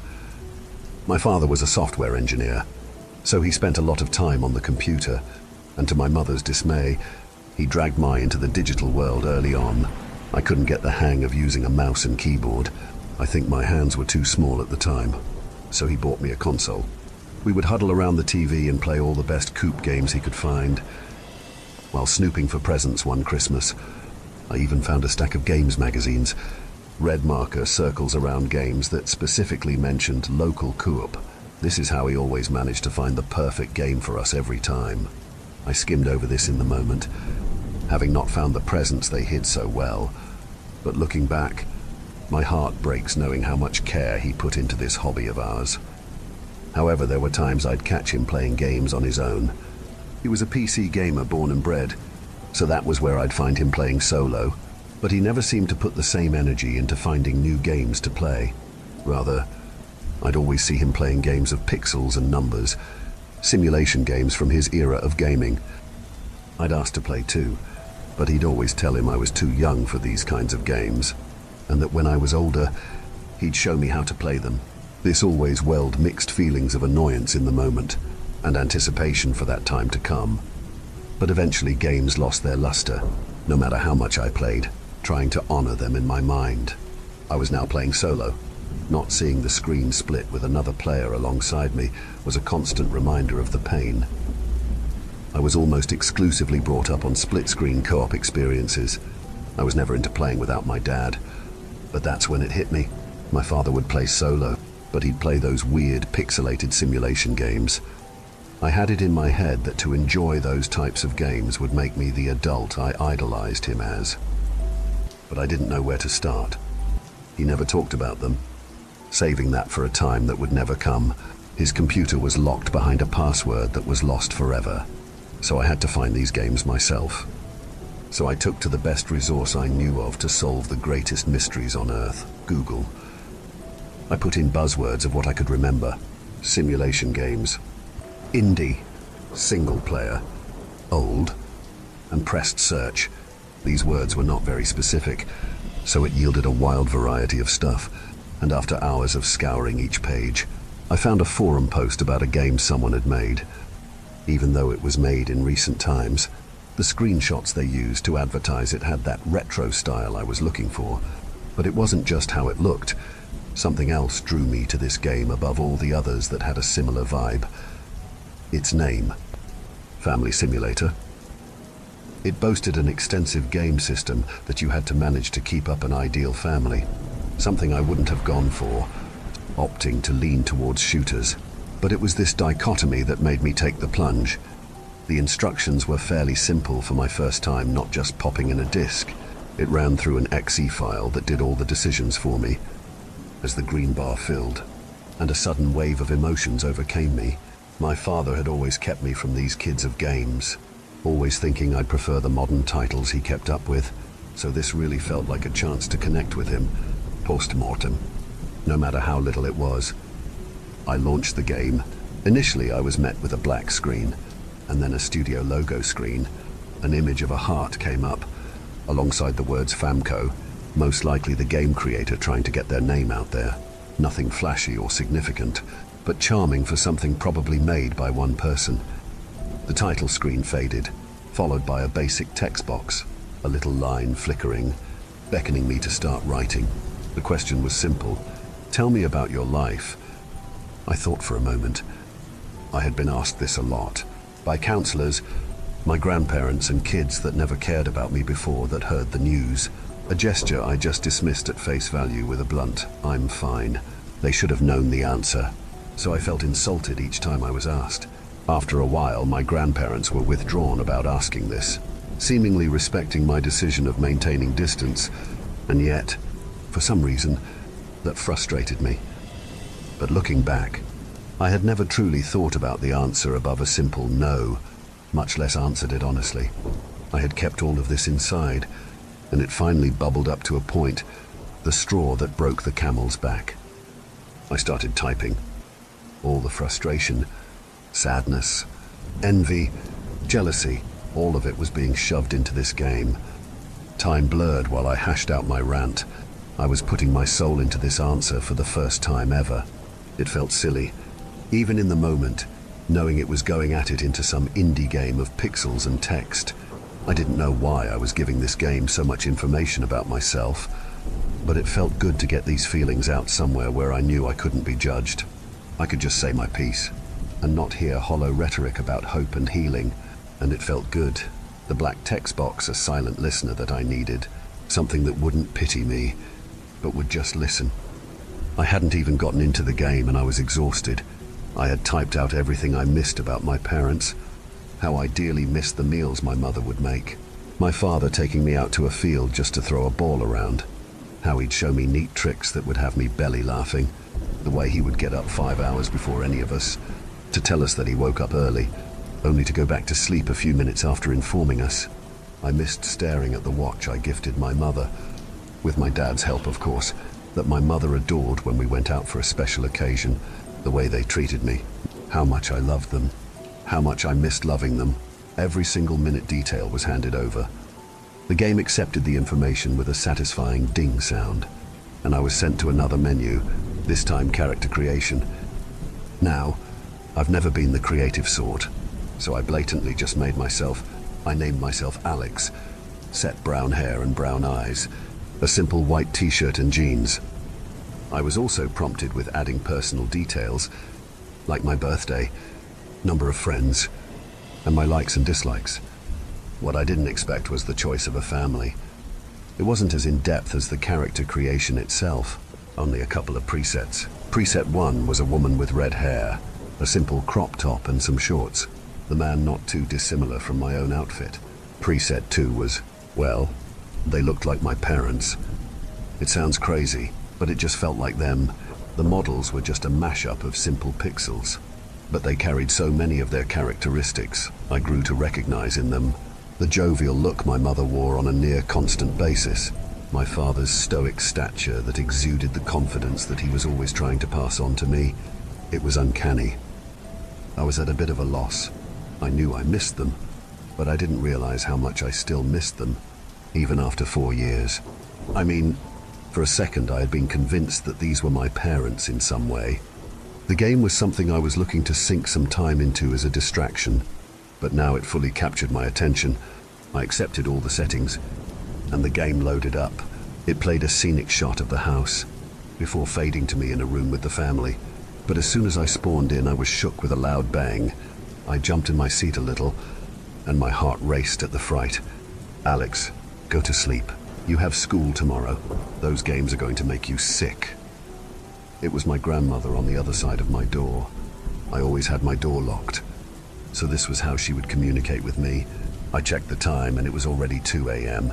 As much as I hated to admit it, she was right. But sleep didn't come easy, with my curiosity swirling around my head about this new game. Perhaps I was mistaken, but the thing I had seen as the game had just loaded in was too much to be a coincidence. Surely, it couldn't have been a mistake. The setting was a near-perfect rendition of the house I grew up in, the house I was in right now. The more I thought about it, the more excuses I made to cope. How had the game replicated these things so perfectly? But it was the room that was what I couldn't explain. I saw a dining room, but the details were too familiar. The shade of wood on the square dining table, the layout of the cabinets, the door that led to the kitchen. It was almost entirely the same. It could have been coincidence. My house was a common suburban build, with similar layouts in the rows of houses near me. But it was the layers of coincidences that had me stumped on an explanation. I breathed a sigh of relief as I realized that I was the one that handed details over. Perhaps I really had given the game too much information. This thought didn't entirely settle me, but it eased my mind enough to get some sleep. I rose out of bed with a heavy groan. I looked over at my clock and bolted awake, seeing that I missed my first alarm. I quickly got up and rushed my morning routine. As I boarded the bus, I prepared mentally for another grueling day of education. School was meant to be an escape. At least that's what I was told. A place where you kick back with your friends and get into little adventures, all while building your future. For me, though, that couldn't be further from the truth. I was an outcast, no small fault of my own, and I refused to socialize. I couldn't. When I started high school, it was not long after the incident. My only thought was, if only I could speak to them one last time. This floated in my head as my peers attempted to make conversation with me. By the time I realized I had made myself a loner, the cliques were formed, and I was labeled as a quiet, weird kid, a prime target for harassment. Arriving at class, I was reminded of the grim reality I was facing, the thing I had dreaded for a week: group assignments. I attempted to weasel myself into a group, but of course, Jonathan and his buddies ensured that I would achieve no such thing. The truth was that Jonathan was just as insecure as I was, but the difference was that he projected his much louder than anyone else, and I was the conduit for his emotional baggage. The teacher saw me alone and exclaimed that whoever had no group would take a test instead. He spoke like he was talking to the class, but it was obviously just about me. I sat in the corner in the classroom, away from everyone else, but instead of getting on with the test, I started to dwell on the game again. I could easily chalk everything down to coincidence, but what if it wasn't? Could I speak with them again? The notion was absurd. Thinking my parents were somehow in that game was an impossibility, but with so much unresolved, there was an irrational part of me that wanted to believe it was true. I bombed the test with how distracted I was, and school couldn't end any sooner. But I knew it wasn't over yet. Jonathan had a knack for finding blind spots from authority. Somehow he'd always catch me alone, despite my best attempts at staying within eyeshot of people, though this sometimes didn't even help when other kids would just turn a blind eye to his outbursts. The only constant was me. A slap here, a slap there. I had learned to ignore them, but in my already emotional state, I ran crying. When I got home, my eyes had already run dry. As I entered through the front door, my grandmother greeted me. "How was school today, honey?" she soothed. Despite her soft tone, the sadness quickly turned to frustration. I shrugged her off with a blunt, "'S fine," and I ran past her. Rushing past the kitchen, a glint caught my eye. A watch. I didn't have time to check. I needed to get back on the game. I slammed my door shut and latched the bolt. I booted up the game and loaded in. It was me, in my own house, with my parents, and it was everything I had always wanted. My pixelated character walked over to my mother, and as I got close to her, a black square appeared. Press enter to interact. "How was school today, honey?" popped up, followed by a box I could type in. This question again. I had grown to hate this question. The people that asked this never seemed to actually care about my well-being, more so just going through the motions of conversation. But I felt safe opening up in this game. The disconnect helped me disassociate from judgment before, so I wanted to try it again, even if just to vent privately. This is where the game became my escape. Another reality where everything was as it was always meant to be. Jonathan keeps bullying me. The kids in the class despise me, and I can't even muster up the effort to stand up for myself, because in all honesty, it's the path I chose. I miss you, Mom. I wish you were here to guide me, to comfort me. As soon as I sent the message, she instantly responded. I see, sweetie. Mom is here for you. Your father and I missed you so dearly, the NPC responded. I felt warm. Those were the words that I had been craving. A craving that my grandparents, no matter their efforts, could never satisfy. The dialogue option disappeared, and with it, so did my ability to interact with her. A sadness lingered over the fact that the interaction was so short, but I wanted to see more. I decided I would take some time and explore the house, and maybe see if I could interact with the father too. I walked down the corridors of my childhood home towards my father's office. A prompt appeared, asking me if I wanted to knock on the office door, and I accepted. He called to come in, and the screen faded out, and back into us in the office. In reality, it was now a room full of boxes still unpacked from my grandparents moving in. But here, the room was back to life. My father sat at his desk, which spanned the majority of the small office's width. This time, the conversation began without a need for me to initiate any prompts. The words of my NPC father flashed across the screen. Hey, champ. Everything all right? No text box came up for me to type in. Instead, this time I was met with two choices. Yes. No. After the talk with the mother, I was feeling a lot better, so I chose the first option. That's great to hear, champ, he responded. This made me smile, though he would cycle through nicknames and titles to call me. Champ was sometimes one of them. It might have been added as a cliché, but even as a coincidence, it still made me happy.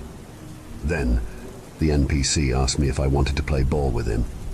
Even though I knew it was all virtual, there was still a small excitement at the idea of playing ball with my dad again. The screen faded to black, and we were in the yard. We passed the ball around for a few minutes, the game looking like nothing more than a PowerPoint presentation animation, but in its own way, it was endearing. Sleep came easier this time. For the first time in recent years, I was fulfilled, as if I had felt parental connections again, even if only virtually. Still, some unease set in as I contemplated the legitimacy of the interactions I just had, if they were simply the execution of basic code, or something more. In the moment, I was absorbed with trying to connect to my parents, but lying in bed, I was debating whether feeling satisfied emotionally from a bunch of pixels was healthy. The next morning, as I rushed through the house to catch the bus, I noticed my father's office door was slightly ajar. I'm not a superstitious person, but that room was not in use by my grandparents or myself. It was, for all intents and purposes, a storage room. I gently pushed the door open, and the first thing I noticed was that the boxes had been rearranged, as if whoever had moved them needed space for something. Then I saw it. A ball laying in the middle of the room. The moved boxes could be explained away, but the ball being there made my head spin with questions. It looked uncanny to the one I'd just seen in the game. Not identical, but too close to be written off. The call from downstairs had me pull away from the scene. I was already running late, and the bus wouldn't wait forever. I gave the room one more look before leaving, the snapshot replaying in my head the whole day at school. Another arduous day of school, more isolation, more pointless assignment, more Jonathan. Getting home couldn't come any faster. When I got home, I tried going straight to my room, but was stopped. My grandmother deliberately placed herself in the way of the stairs, making sure I couldn't get past without hearing what she wanted to say first. Alex, we're worried about you. We thought giving you space to heal would help. But every day you just shut yourself in your room. I know you miss them. We miss them too. My grandfather stepped around the corner and joined her side. He wasn't on his feet much in his age. having waited for my grandmother to start as he joined. "How can you know how I feel? You're not my parents," I yelled back, my emotional bottle bubbling. To my surprise, this didn't elicit anger from my grandparents. Rather, their faces turned soft. "Look at us. We're old. You don't think our parents are gone too? But you're forgetting something. They were your parents, sure. However, they were our kids, our daughter and son-in-law. We loved them, and every day we hurt without them too," my grandmother soothed. "We raised them good, and we can raise you good. You just have to let us in," my grandfather added. I soaked in what they said, but I closed it off. It wasn't the same. It would never be the same. So with my eyes welling, I just ran to my room and locked myself in. After sulking on my bed, I was left with silence. I hated being with my thoughts. So I turned to the noise I used to drown them out. The game. It loaded in, and I was back with my family. My mother greeted me, and I welcomed this much better than how I felt cornered earlier. However, instead of a conversation, she simply told me to wait where I was. So my character Saturday at the table. My father came in and said some comments about work, something he'd always do, regardless of if I understood what he was talking about or not. But I didn't mind. It was always nice to hear him talk. Soon my mother came back in. Her outfit had changed, a more fancier apparel. Instead of normal house clothes, she wore a red dress, and her hair was made up into a bun. Her arms were bare, which is how I spotted something that stood out. In the game, it looked like a few red pixels, with a yellow dot in the middle, unmistakably a watch, and my heart was in my throat. It was uncanny to the watch my father and I gotten her for her birthday. Red band, with a gold face. It really was them. My eye balled hard trying to take this in. "We have a surprise for you," she said, and I knew what it was before I saw it, because I smelled it. The smell of cake wafted in, and I instantly recognized it. A Black Forest gâteau. The cake she always made me for my birthday. In the game, she pulled it out and set it on the table, candles already set on top. I checked the date on the bottom right, and completely forgot what day it was. I hadn't celebrated my birthday since they passed. My grandparents tried to, but I always dismissed it. It was hard to think of my birthday as a celebration without my parents. A jingle played to the tune of the birthday song, and confetti flew around the room. My parents looked elated as my character blew out the candle, something I wouldn't have been able to do in my current heaving state. But the smell lingered longer than I'd thought. At first I thought it was my emotions getting the better of me, but there was the unmistakable smell of cake in my room. "Happy birthday, son," they both exclaimed. "We want to take you out for your birthday." "Our treat," my mother said. "Pick any place you want. Where do you want to go?" Dad asked. A text box appeared, prompting me to type in an answer. I contemplated the answer. My first thought was KFC. I know it's cheap junk food, but for some reason it was a bit of a family tradition, though it might have been an indicator of our financial status. But I thought about it more, deeper than what the game was asking me. Where did I truly want to go? Well, the answer would be to be with my parents. So I typed in the place that everyone had told me where they went. Heaven. That's a wonderful choice. "Son," they exclaimed.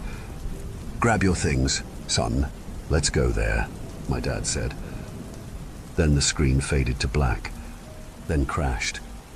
My heart raced. No, I muttered to myself, ad nauseum. I slapped the side of my monitor, knowing damn well it wouldn't do a thing. I was so close. My heart was set on the idea that I'd somehow see them again.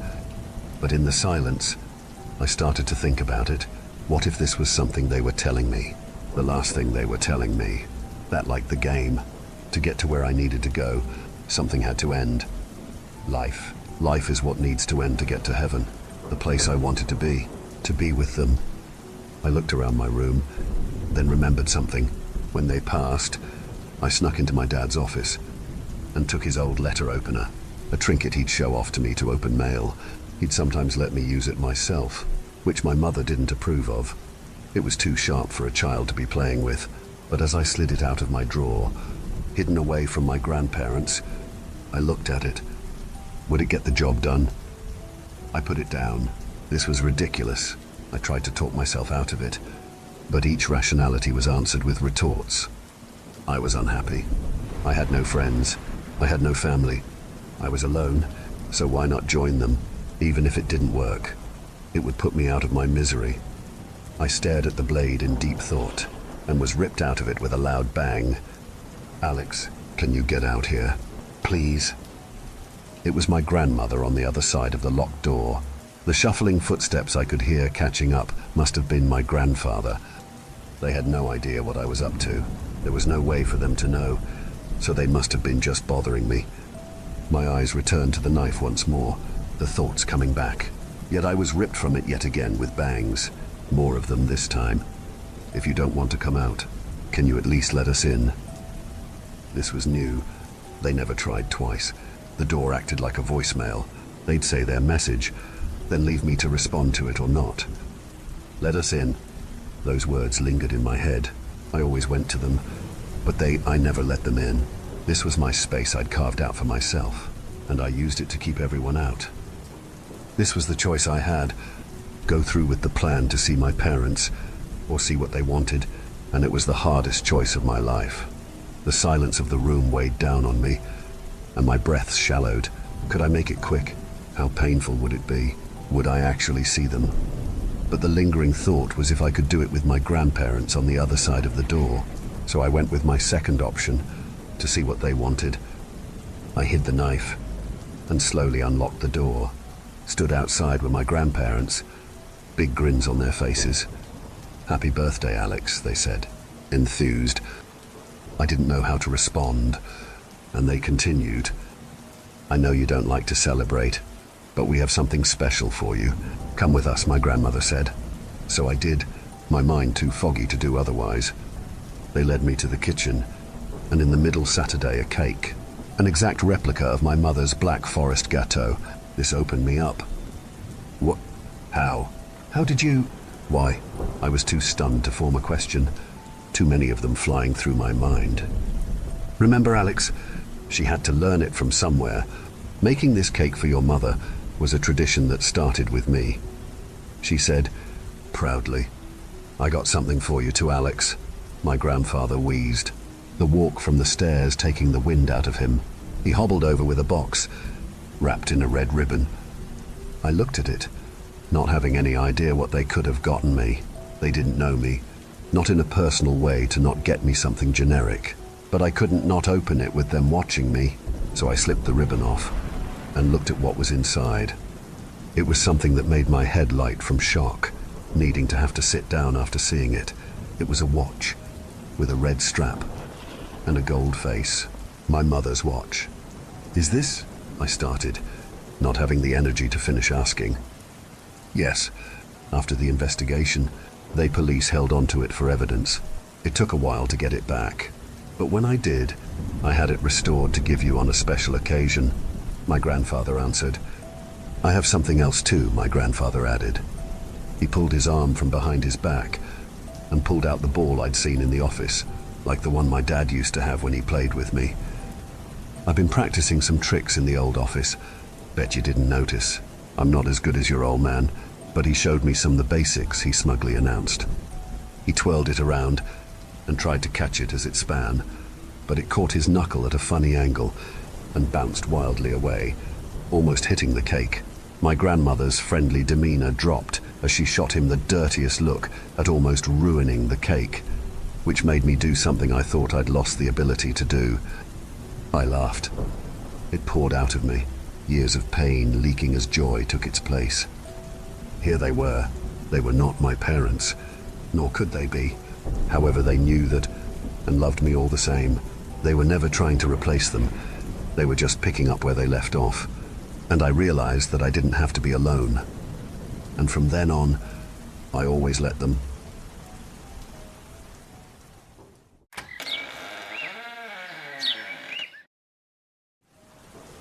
I work for a non-profit in a fairly large city in the New England area. Think bigger than most Midwestern cities, but nowhere near as big as NYC. I'm trying to keep this as vague as possible without leaving out important details, as I do love my job and I would hate for this to impact it somehow. That being said, very recent events have made it difficult to stay silent, and I desperately need some advice on what to do next. So anyways, the non-profit I work for specifically serves homeless and underprivileged boys and young men in our city. We offer food, shelter, showers, you name it. Anything to keep them off the streets, is what our founder has always said. He's been running things since the late 70s and simply refuses to retire. He spent most of his childhood homeless, so I guess he made it his personal mission to help as many youths as he could. I work on the admin side, so I don't actually see the ones we help out as much, but it's still very fulfilling work. Recently, my main focus has been on house hunting of all things. We've long since outgrown our current facilities in the city. With some creative thinking, we've been able to make it work longer than it probably should have. But now we're at the point where we've been forced to turn some kids away. We all hate it, most of all the owner. So we decided to find some room in the budget and put it towards finding a second location. My budget was pretty restrictive, especially considering how much space we needed. For this and a few other reasons, we decided to look in more of the rural areas outside of town. It takes a couple hours to get out of the urban sprawl, but after that it pretty abruptly falls off into forests and farmland. Growing up in the city myself, it honestly feels like driving on an alien planet, but I can't deny how peaceful it is. After a few months with absolutely zero listings in our price range, I finally found one that we could afford, and that wasn't too far away. It was a big ranch-style home on a few acres all to itself. It even had a barn that we could probably repurpose into additional lodging at some point. The price seemed almost too good to be true, but the house did need some serious work just looking at the pictures, and I was sure even more would be found during an inspection. Me and a few other members of the admin team drove out that same day to take a look. The realtor selling the place was your textbook small-town celebrity. As we met with him, he greeted every other person by name as they passed by on the street. And when we asked about the work needing to be done on the house, he rattled off a list of a dozen contractors in the area that he knew personally. He had a big smile and a way of talking that made me feel like we had already bought the place. The realtor told us the history of the lot, how it had been owned by a prominent local family for generations. Multiple members of the family had served as mayors or judges in town, going back over 200 years. The family even had a small church built on the property back in the early 1800s, the only church in town for quite a while. Unfortunately, it had been demolished back in the 1930s. He said the foundation is still out in the wooded area of the lot somewhere, though it's pretty much entirely grown over with grass and other foliage now. I asked why the family had decided to sell the place after so long, and he told us how the only remaining descendants had passed away recently with no apparent heirs, and they willed it and everything else they had to the town. There was some push from the locals to turn it into a museum, but the city council didn't figure they really had the tourism draw to keep such a thing going. The realtor said he was surprised to hear back on the listing so quickly, since everyone seems to be moving to the city, not so much the other way round. We asked a few more questions and pretended to take the night to mull it over, but we were already sold. Even after the inspections and all the estimates, it still came in just under budget. It needed a lot of work for sure, but it had that rustic charm. Or maybe the realtor was just really good at selling things. The other admins were already drawing up plans of how everything would be situated and the best ways to utilize the space. We called him back first thing in the morning. We closed on it just over a month ago. Since then, I've mainly been in charge of going out there and meeting with and checking on contractors as we get the place fixed up. The goal is to have it ready before the holiday season, as that always tends to be a busy time of year for us. Things have been progressing smoothly aside from a few hiccups here or there. I normally go up every few days for an hour or two. Last weekend I drove up as usual on Friday to take a look. We have electrical and plumbing fully finished now, and after some work on the north-facing wall that was just completed, it was mostly rotted out. The home is now officially inhabitable. It still needs new flooring in most of the house, a new divided by sea and furnace, new hot water heater, new light fixtures, and so on. But just being able to live in it felt like a pretty significant milestone. I had a busy morning, so I got there a little later than usual this time, and within the hour, the workers had packed up and left for the day. I knew if I left, then I would just be sitting in rush hour traffic for hours. so I figured this would be the perfect time to get some updated pictures to send the rest of the team. So I spent the next hour or so walking around and snapping pics of the progress. After I finished up, the sun had started to set, so I decided to head out. That is until I realized that I must have driven over a rogue nail on my way into the driveway. My front left tire was completely flat. Lovely. And of course that tire was already the spare. That's on me, I guess. But I will say that the work I do doesn't exactly afford me a ton of extra cash each month. For this same reason, I was also hesitant to call somebody out to tow me who knows how far to the nearest tire shop that was still open. And so I made the decision to test out just how inhabitable the place really was. I had some old blankets in the trunk and an extra phone charger. It would be kinda like camping, I thought, or at least as close as a city boy like me had ever experienced. I called the others at work and let them know, half hoping one of them would offer to drive out and pick me up. No luck. While I still had some light, I walked back down the winding driveway to close the main gate by the road. Then I brought the blankets in from the car and set up a small sleeping area in the living room. All in all, it was comfortable enough. It was a bit drafty, and the place creaked and moaned like any old house. I also found the moonlight peeking through the thick forests a little unsettling. The way the trees moved in the wind made my mind play tricks on itself. Seeing figures in the tree trunks and movement in the branches, I wished we had curtains I could pull shut to stop the shadows from dancing across the floor all around me. I walked around the house to make sure everything was shut up and locked before I crawled into my homemade floor mattress and tried to go to sleep. A few hours later, I woke up abruptly. It felt like that telltale sensation of falling that jolts you from a dream, though I didn't remember dreaming anything just prior. It took a minute for me to calm myself back down, and I decided I might as well get some water before I went back to sleep. As I stood up, I glanced out the window and went still. There was light coming out from the woods. Not moonlight, warm yellow light, flickering through the thick bramble of trees. My first thought was some sort of forest fire. My heart dropped as my mind went to the worst-case scenario. I pictured the place going up in smoke so close to it being finished. We'd be back to square one. I pulled my shoes on quickly and grabbed my phone as I headed out the back door. I wasn't excited about trudging through the woods in the middle of the night, but I needed to confirm if there was a fire so I could call someone as soon as possible. Trudging was definitely the right word. I had to lift my knees high to step through the thick underbrush as small branches smacked me in the face and cut into my arms. I had my phone flashlight on, but it didn't help much with the leaves being as thick as they were.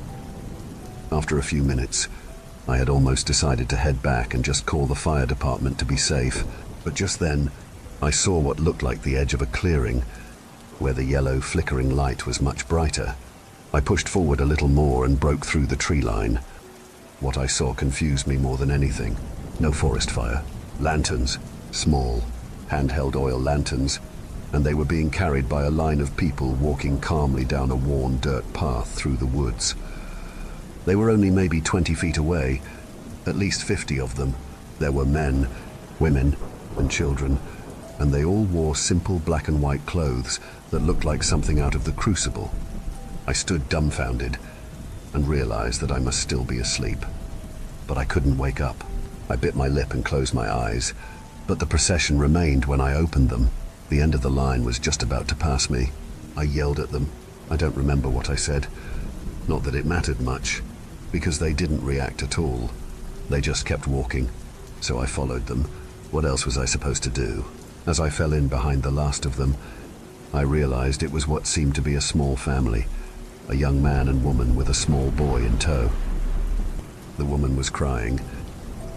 I tried to reach out to one of them, but my hand always seemed just too far away, like some sort of optical illusion.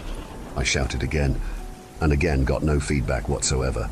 As I continued following them, I saw some sort of structure at the end of the path. It was simply built and painted white.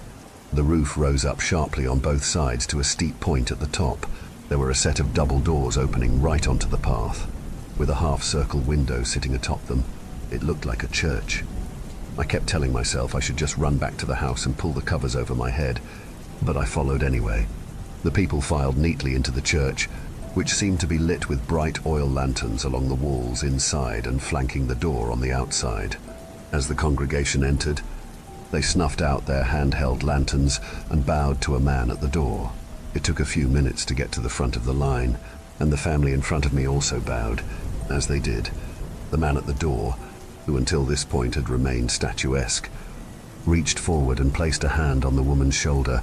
He leaned close and said something to her. She nodded back, but didn't stop crying. I slipped inside behind them, and I felt a cool gust at my back as the doors closed. The family Saturday down in one of the pews which lined the main aisle. At the end of the aisle was a simple wooden podium standing on a raised platform. Beyond it was a small opening to another room or hallway. The man at the door walked past me down the aisle. The room was completely silent as all of the congregation sat with their heads bowed. As the man took his place behind the podium, he called out in a language I didn't understand. It sounded kind of like Latin. He spoke for a few moments, and then was met with a response from the group in unison. This went back and forth for a few minutes. Occasionally, a man who sat nearest the podium would ring a bell, and the people would all look upward for a few seconds before returning their gaze to the ground. The man stepped out from behind the podium and held out his hands as he spoke once more. This time it sounded like a question, after a silence that seemed just a bit too long. A weak, faltering voice answered from the rear of the room. The mother stood up with her son and stepped into the aisle. As they did, the father took the son's hand and said something to him before reluctantly letting go. The mother kneeled down and embraced the young boy. She cried openly, but no one else moved or reacted at all. The boy himself looked unfazed. He wrenched himself from her grasp and started walking down the aisle. The woman collapsed on the floor, and only then did her husband move to help her back into the pew. The man at the podium smiled as the boy approached him, and all of the people in the church bowed and repeated something under their breath as he walked past their row. The man at the podium took the boy's hand and led him through the opening at the back. For a few minutes, no one moved or spoke. It felt like an eternity, finally broken only by the ringing of the bell once more, though this time it echoed from far away. In unison, everyone in the church stood again and began filing into the same opening. The tension wrapped tightly around my chest. I began running through the crowd towards the back of the church.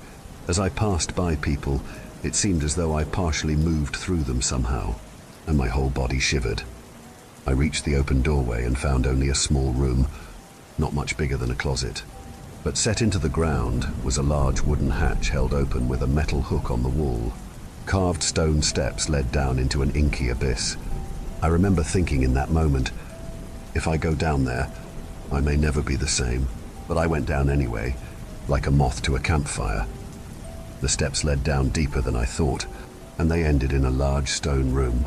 Some of the congregation was already here. They knelt on the cold, hard floor with their hands flat on the ground in front of them. As more entered, they assumed the same position. Beyond them, the only light in the room came from a small candelabra. It Saturday on a wide stone altar. The boy lay on the altar with his eyes closed and his arms crossed over his chest. The man from the podium stood behind him and chanted something as he held a small metal pitcher above his head. On the wall behind them was a taxidermied bull head with great big horns. Only the bottom of it was lit by the candles, and even glancing at it made me feel an overwhelming sense of dread. I looked away just in time to see the last of the group entering and kneeling down. It was the mother and father. They both moved as if partially comatose, almost trance-like. The man at the altar spoke once more. This time there were no responses from the group. Every few sentences, he would stop and pour something from the pitcher onto the child in front of him. It looked clear, but it was thicker than water. The boy didn't react, even as the man poured the liquid over his face.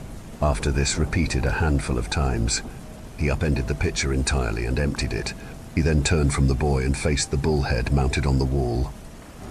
He spoke once more, again sounding like a question, before he joined everyone else in kneeling on the ground with his hands forward. In a moment, all the air in the room seemed to evaporate. I couldn't breathe, and it sounded as if I was in a vacuum. My heart seemed to beat irregularly, and I nearly fell to the ground. And then I heard it, or I felt it, or I sensed it. I don't know. Something in the silence, a more intense pressure, like something pushing on my eardrums and my eyes at the same time. I tried to gasp as I felt my lungs flatten in my chest. I saw some of the people on the floor start to react similarly, and at the height of everything, I saw the candelabra tip over on its own and fall onto the altar. All at once, a cacophony of sight and sound erupted in the small room. The boy's body erupted in flames. People screamed, some in terror, though most in some sick sense of euphoria. The flames licked up onto the ceiling and spread along it, bathing the whole room in radiant heat. The boy's body convulsed and flailed. The man at the altar laughed as he danced around with glee, and the flames parted just enough to see the bull's head on the wall, fully illuminated in a dark red hue. For a split second, I swear I saw it move. My senses caught up to me, and I ran from the room faster than I've ever moved before. I flew up the stairs, taking 2 or 3 with each stride. The screaming and laughing did not die down behind me. As I reached the top of the steps, I was relieved to find the hatch still open, and even more relieved to see the front door to the church once again open at the far end of the aisle. I continued running, nearly tripping and falling around the podium in my mad scramble. I never looked back, even as I found myself once again on the dirt pathway. I just kept running, even when I no longer knew where I was or where I was going. The path eventually ended, and I found myself back in the thick mess of trees. They cut into me even sharper than before as I pushed through frantically. By some miracle, I happened to spy the house again through the leaves. I ran inside and locked the door. I crawled into my blankets and stayed there unmoving for some length of time. After a while, I worked up the courage to glance out the window again for just a second. No light in the woods, nothing to see. I retreated to my safe space again. I didn't move until I saw sunlight through the threads of the sheets. That's where I am now, sitting on the floor in this empty house, wrapped in tattered old blankets. If I had fallen back asleep afterwards, I would have written it off as a nightmare, but I have the fresh cuts on my arms and legs, and still wet mud on my shoes to prove otherwise. I don't know how, but it was all real, more real than anything I've ever experienced. I don't know what to do. Should I call the police? I want to tell the others at work, but I know they'll just think I've lost it. Part of me thinks I should go back out and see if anything is still there. Get some pictures or something. But the thought of going back there makes me sick. There's something in the woods, and I think it's been there a long time.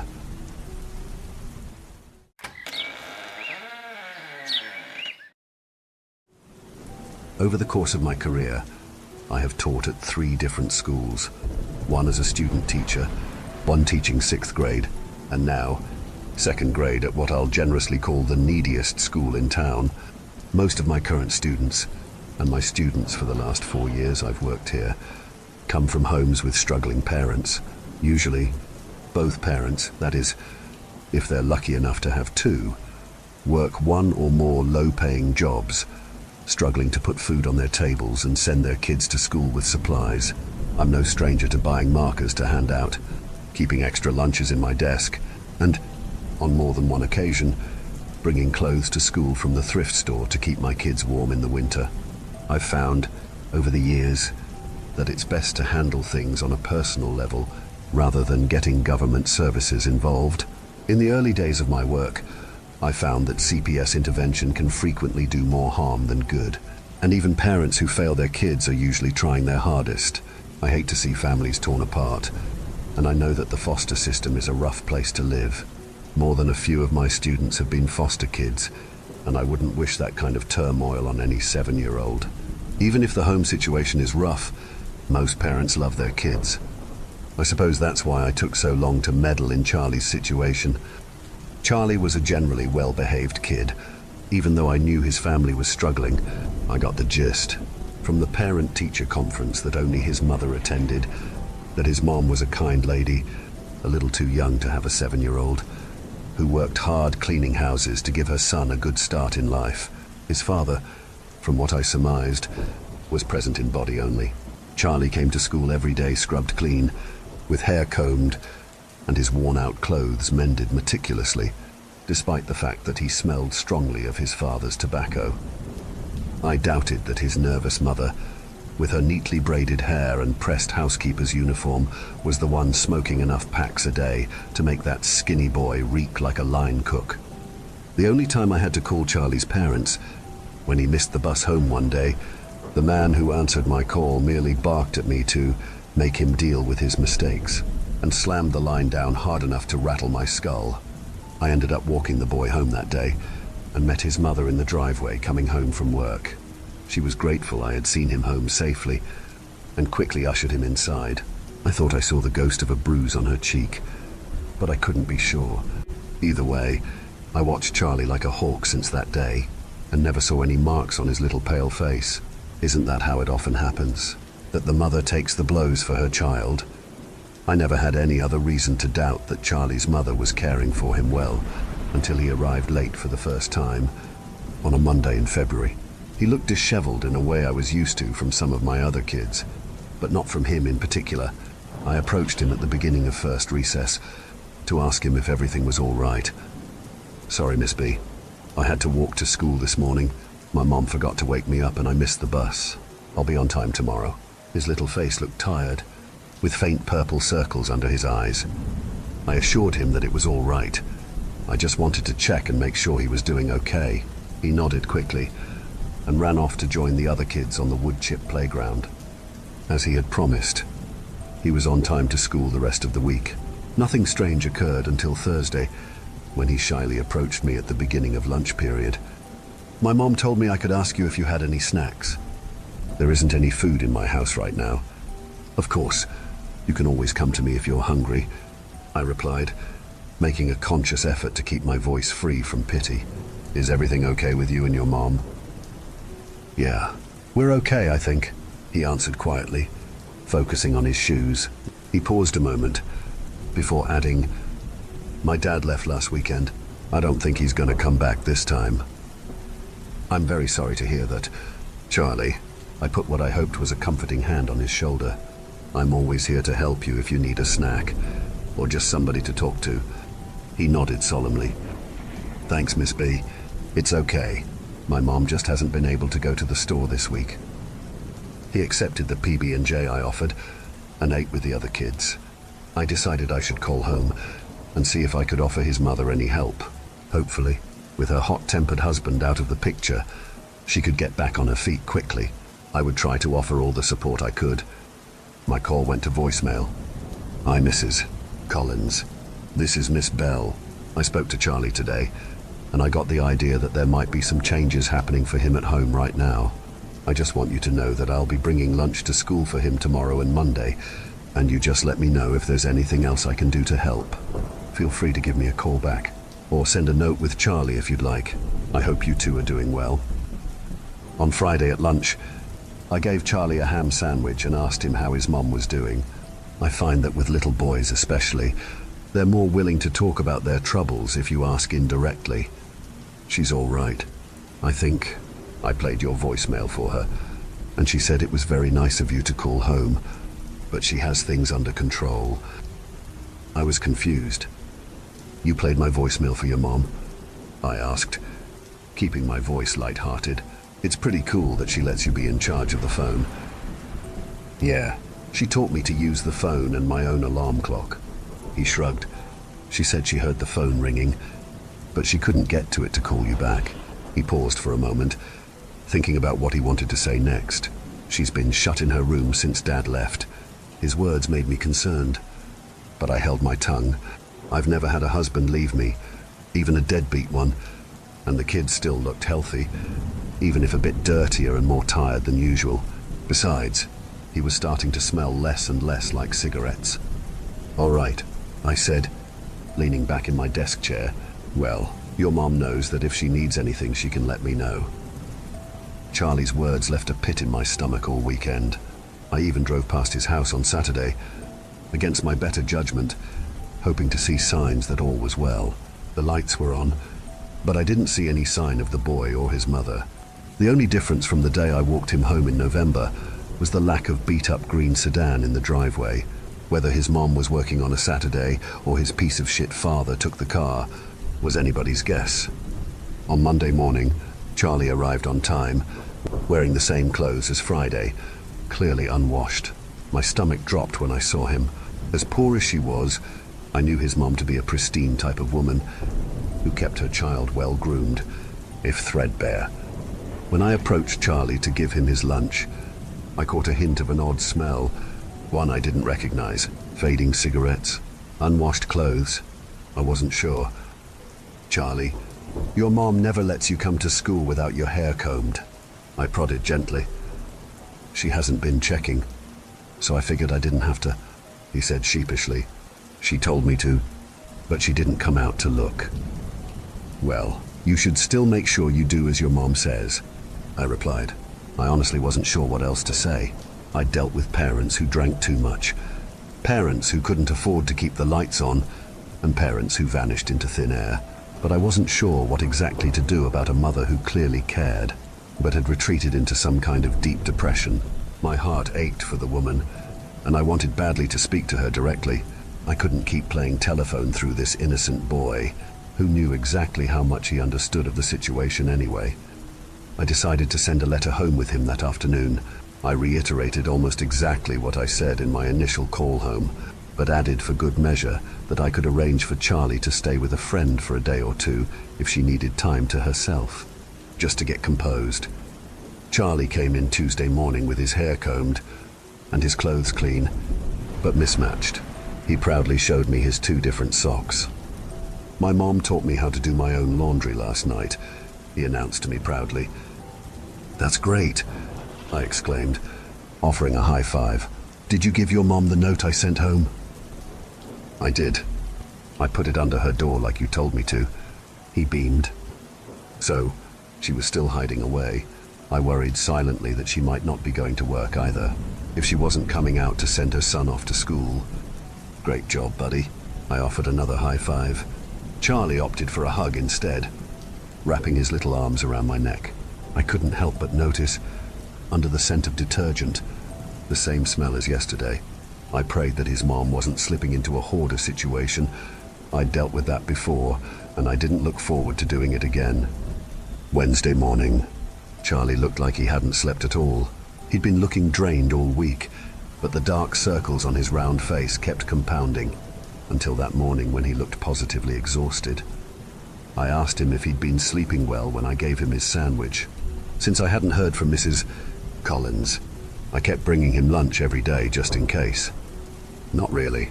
My mom keeps telling me to sleep in my own bed, but I fell asleep last night after she sang to me in her room." "Oh, did you get to sleep in your mom's bed?" I asked hopefully. "No, I fell asleep on the floor outside her closet." "What were you doing on the floor next to the closet?" I asked nervously. "Well, she sings to me through the closet door. Her voice is real quiet now, so I get close. I guess I fell asleep on accident, 'cause that's where she woke me up this morning." I was speechless. Charlie must have seen the panic flit across my face, because he looked upset suddenly. "It's okay, Miss B. I promise. I'll sleep in my own bed tonight, and I'll sleep better." He sounded desperate. "My mom says I'll be fine. I just have to help her take good care of me."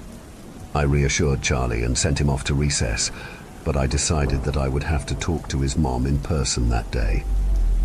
I couldn't keep trying to deal with this quietly, and I was worried that the situation was getting out of hand quickly. What did he mean, through the closet door? I walked Charlie home that afternoon. He was silent for most of the walk, a stark contrast to the other time we'd walked hand in hand together, when he spent the entire time regaling me of the latest Saturday morning cartoons. When we reached his front door, he produced the key on a chain around his little neck and deftly inserted it in the lock, like the experienced latchkey kid he was. It was when he pushed the door open that it hit me. Rot. That was what I had smelled on his sweater this week. It was the smell of roadkill, of a butcher shop dumpster. It was the smell emanating from the little bungalow where I stood on the threshold. Charlie walked right into the house, like he didn't notice the oppressive wall of scent pushing me backwards towards the sidewalk. "Mom!" he called out inside. I held my coat sleeve over my nose and pushed forwards behind him. "Mom, Miss B is here." Silence. The house was completely still, save for the buzzing of a single fly in the kitchen. Charlie walked through the living room and the kitchen to the short back hallway. I crept warily behind him. "Mrs. Collins?" I called out hesitantly.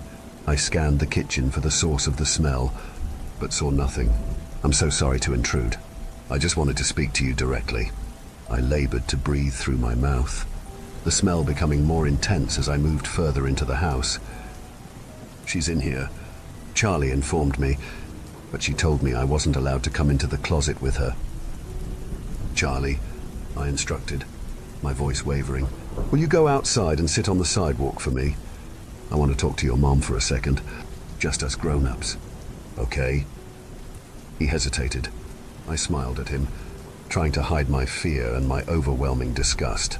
He glanced at me, and into the bedroom, and back at me again. "All right." He left the room and went back towards the front door, looking back at me several times. I stood in the hallway, doing my best to look cheerful. "Mrs. Collins?" I called out again, taking a deep breath through my mouth. My stomach lurched, and I felt the hairs on the back of my neck stand at attention as I crossed the threshold into the bedroom. "Mrs. Collins?" I practically whispered, facing the slatted white doors of the closet. Nothing. The room was silent, save for the rushing of my blood in my ears. I stared into the dark gaps between the wooden slats. I felt as if there were eyes on me, burning as they returned my gaze, but I saw nothing. As quick as I could, I pushed down my terror and whipped open the door. "Are you Miss Bell?" the officer asked. I looked up at him from where I sat on the frozen lawn, my arm around Charlie. I nodded, staring back at my shoes on the edge of the sidewalk. "Yes, I'm the one who called." I heard the rattle of the gurney as the EMTs brought it through the front door. I pressed Charlie's head into my shoulder so he couldn't turn to see. I squeezed my own eyes shut. I had seen enough already. A female officer took Charlie from me and Saturday him in the back of a squad car. I Saturday still on the cold grass, feeling the ice slowly melt into my polyester work slacks. "You said you spoke to his mother yesterday evening?" the officer questioned, standing in front of me on the broken concrete squares. "No," I said. "Charlie spoke to his mother yesterday evening. I called the house on Thursday and she didn't pick up. Everything was relayed to me through him." "Okay, and when did Charlie say his father took off?" "Saturday before last. I found out that Monday." I swallowed hard. Silence hung in the air as I watched the red and blue lights bounce off the houses before I spoke again. "How long do you think she was in there?" The officer let out a long breath through his teeth. The scent of Mrs. Collins still hung in the air with the front door left open. "My best guess, 2 weeks." I nodded again, shutting my eyes but quickly opening them again. Every time I closed my eyelids, I saw her there, her eyes wide open and hollow, her mouth agape, her dry fingers wedged in her husband's belt, her flesh peeling wetly off the bone, her feet hovering above the ruined carpet, the remnants of a housekeeper's crisp uniform, stained beyond bleaching, the envelope with my handwriting soaking in red and brown. I changed schools that fall. I wasn't sure I could handle another year in that neighborhood, driving so close to Charlie's house every morning and every evening. I didn't think I had the stomach to help other students with their family struggles, having seen what I had seen that winter. I called Charlie's grandmother a few times to see how he settled in with her, 2 states away. I hoped that he was young enough to forget and move on with time. It was better he was far away, where his father wouldn't know to look, if he ever cared to. The police weren't able to find the man as far as I know, and I pray every day that he's dead in a ditch somewhere. What kind of a man could do that to his wife, and then leave his son alone with the aftermath? It made me sick with rage and sadness. I left another letter for Charlie's mom, this time on her grave. I hope she knows that he's being looked after when she couldn't. God knows she tried her hardest.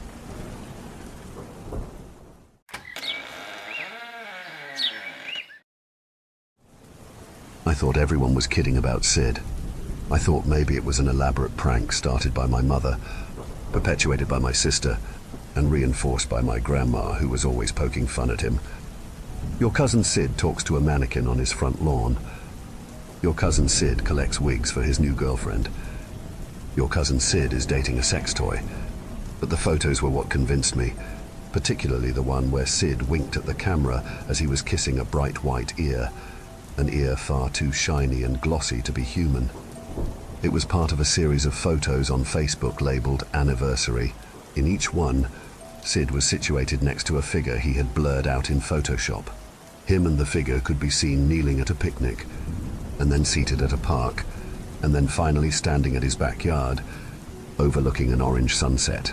The blurring had been done to protect her privacy, according to his comments. It was those pictures, posted so brazenly in the eye of the public, that made me worry for my cousin after all. I DM'd to ask what this anniversary was all about, merely trying to be polite. 10 minutes later, I got his response.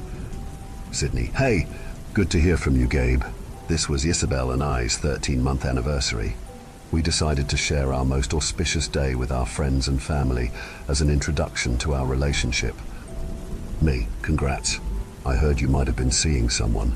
I hope they are nice. Sydney: Isabelle is my pure and chosen. We are destined for each other. I sincerely hope the world can accept Is and I's love for each other. Me: glad you found someone. Sydney: I have. I'll be honest, Gabriel. Until I met Yissi, my conception of love was all wrong. I was looking for the wrong thing. I feel like I'm finally mature enough to understand the part of me that has been missing. It's like my whole life has been a dress rehearsal for meeting Yis. And now that I am reborn anew. I have a clear understanding of life, my place in it, and the direction of the future. Isabelle has revealed my greatest and truest value to the universe. And with her love at my side, anything is possible. Would you like to meet her? Me: what?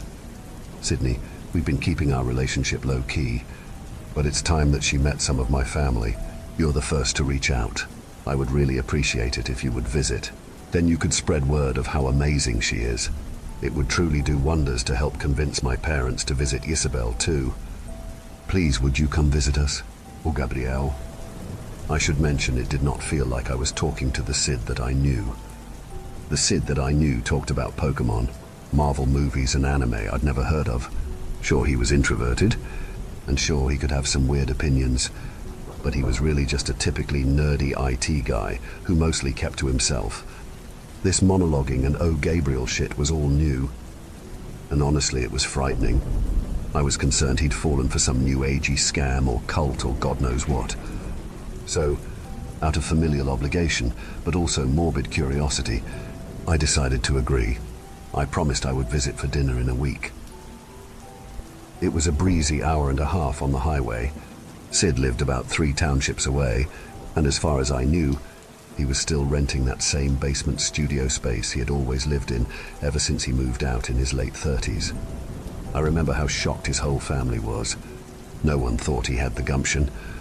No one thought he had the self-reliance, but lo and behold, he had rented a whole 1,000-square-foot studio all to himself. When I pulled up in the driveway, I could see him pop up from around the fence. "Gabe, so glad you could make it." "Hey, good to see you, man." We clasped hands and patted each other's back. Sid was never much of a hugger, so I was surprised how hard he embraced me on this occasion. At first I thought it may have been a veiled plea for help, like he was desperate for something. But as soon as we let go, I saw his face. He was beaming, genuinely overjoyed by my presence. "She's going to be so happy to see you. She is going to love you." I smiled and tried not to be weirded out by the comment. Instead, I revealed the bottle of red and white wine I brought for the occasion. I didn't know which you'd prefer, but I figured options would be, Isabelle doesn't drink. Oh, well, that's okay. I also brought non-alcoholic lager that I'm a big fan. Isabelle doesn't drink. He looked at me, slightly annoyed, as if I hadn't heard him the first time. I wasn't sure what he meant by the comment. But then, after brief consideration, I believe I understood completely. Right, of course. Isabelle just doesn't drink. No, not at the moment. But this is something that may change. I looked at him dead in the eye, to get a sense if he was joking about any of this. He wasn't. I left all the drinks in the car. We ventured to the backyard of the house, and there, with a descending stone staircase, I could see his entrance to the basement flat. Please don't mind Isabelle's lethargy. She's been busy in the yard all day, so she'll remain seated for the next little bit. I wanted to laugh. This was already sounding so ridiculous, but I also wanted to play along, to see where this was going, so I simply smiled and nodded. As soon as I went through the door, however, my giggles vanished, replaced by a tight constriction in my chest. Sitting across the entrance was a person-sized porcelain doll. She was laying a little ragged, with eyes wide open, black pupils gleaming with a shine I had never seen. Something about seeing a doll that large I found immediately disturbing, as if there was a possibility that maybe a psychopath was hiding inside, pretending to be limp. As you can see, she's a bit zonked. Haha. Sid went over and petted her hair. Both of her eyelids fluttered downwards, like the rocking mechanism in any porcelain doll. She'll be up in a few minutes. Just a quick power nap. Of course, I said, and then darted over to the dinner table, which was littered with Warhammer figures. I seated myself facing away, trying to hide my fear of an oversized toy. So basically everyone was right. Sid is seeing a doll. Good Lord. I'll start heating up the food. He grabbed a store-bought, pre-roasted chicken from his fridge and set it into the oven. His suite was the same disaster I saw when I visited 7 years ago. Soda cans littered everywhere, including on his unmade bed, bobbleheads and Funko Pops standing on every conceivable surface, including the wall-to-wall shelves that made me feel like I was inside some poorly run museum. The place was still very much Sid's, except now he had a giant doll on the couch. So where did you find her exactly? I cut to the point. Sid clicked some dials on his rice maker. Isabelle? I met her in the field. The IT field? No, just the big grass field, beyond the yard. I turned to look out his small basement window. Although it was lightly fenced off, Sid's yard connected with a large, grassy plain, city property, underground reservoir, I think. So you just found her walking around, on her own, through the grass. Sid Saturday across from me, picking up some Warhammer figures. Yes, well, I was getting out to photograph my Tyranids in the bush, trying to recreate a scene where the Norn Queen summons her underlings to fight the 9th Legion of the Imperium. And before I knew it, some of my figures started to move on their own, like this. He put down a soldier, and I watched as it slid across the table. As if dragged by a magnet, the little space marine ended up by my hand. What does this have to do with Isabelle? Then all of my figures started moving, surrounding me in a circle. It was unreal, and when I finally looked up, Isabelle was standing there, overseeing everything.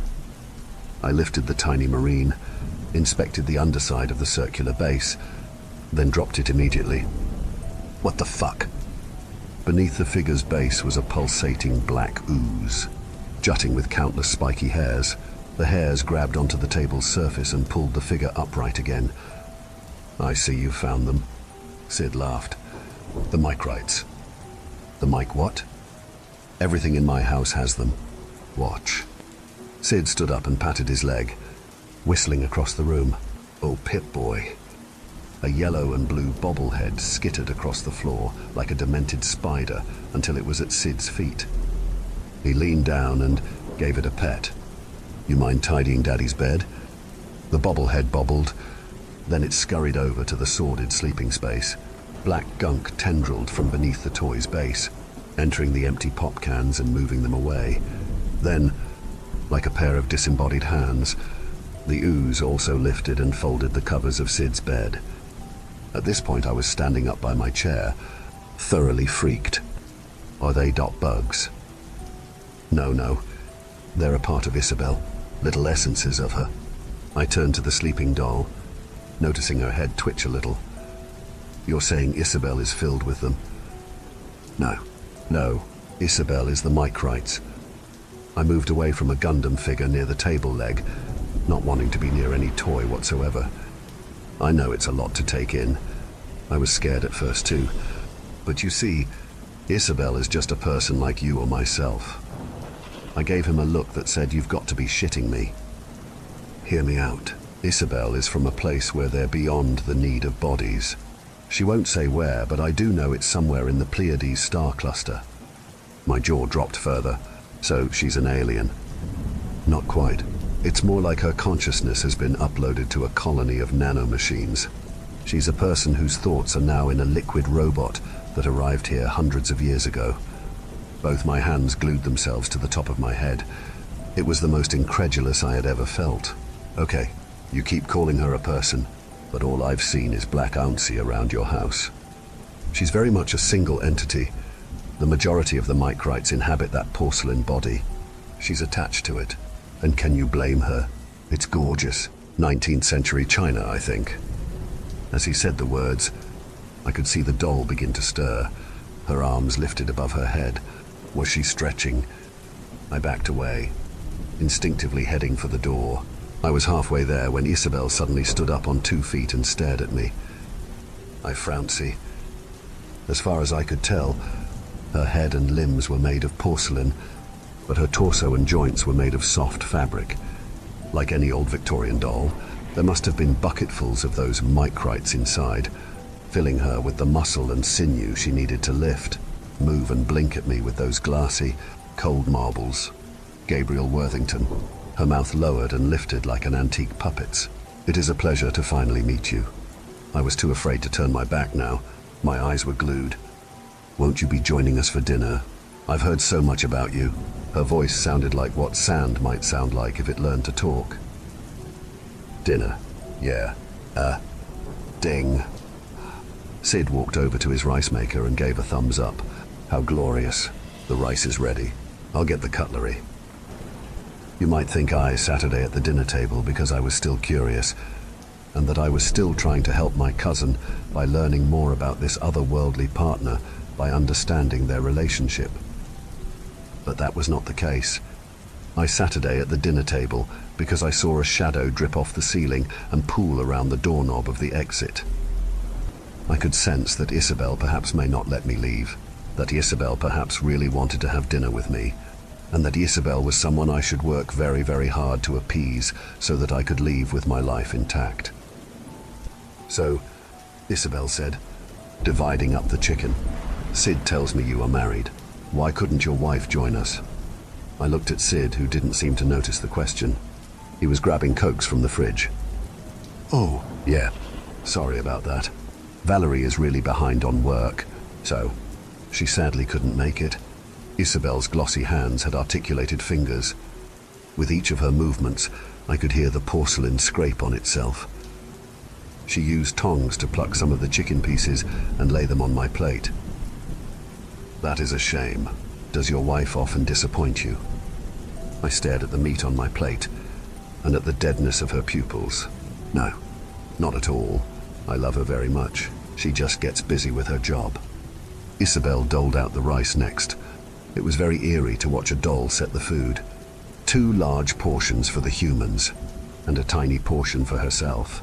Sid tells me that he's had many women disappoint him, and that it's quite common in this day and age, an epidemic. I watched Sid as he handed me the Coke and smiled a little sheepishly. "Well, I just think girls are a little too picky, maybe a bit mean." He swept some Warhammer off his chair before sitting down. "None of them are as understanding as you, yes." He leaned over and gave her a kiss on her white, shiny ear. I shuddered internally. "Do you think that's true, Gabriel? Are women disappointments?" I had no idea what kind of answer she was seeking. For the record, I don't think women are disappointments, but I wanted to be diplomatic, because I got the sense she was siding with my cousin. "Everyone's experience with relationships is different," I said. "Some people just have bad luck." Isabelle brought a chicken piece up to her puppet mouth and lowered her jaw, revealing a tangling mass of Mycrites. Downsins of tiny black spikes skewered the meat and pulled it into her dark maw. "And do you know any of these people with bad luck?" she asked, chicken dissolving inside her throat. As a matter of fact, I did. Working in construction, I was surrounded by men who would voice their dissatisfaction with the fairer sex. Though to be honest, Most of these men just needed to grow up or stop acting like assholes for these problems to go away. Yes, I know a lot of guys like this. You do. Isabelle's eyes lit up. Something in her chest whirred. If this dinner was about placating this doll, this seemed to be the right track. Yeah, I said. It's prevalent at my work, in the trades. Isabelle stood up from the table, mimicking the movements of a person rather uncannily. She picked up a box lying near Sid's TV and brought it over to me. It was filled with Hot Wheels, action figures, Warhammer, and other collectible toys. Please, she said, you must offer these men anything they want from this box, whatever they want. Sid took a sip of his soft drink, eyeing his paraphernalia. But yes, those are pretty rare. I was arranging those for eBay. Isabelle's hair began to lift and flutter a little, as if filled with static, as if a large charge of micrites had entered her head. I could tell Sid was as uncomfortable with this sight as I was. I make you feel happy, don't I, Sydney? My cousin wiped his mouth and practically bowed.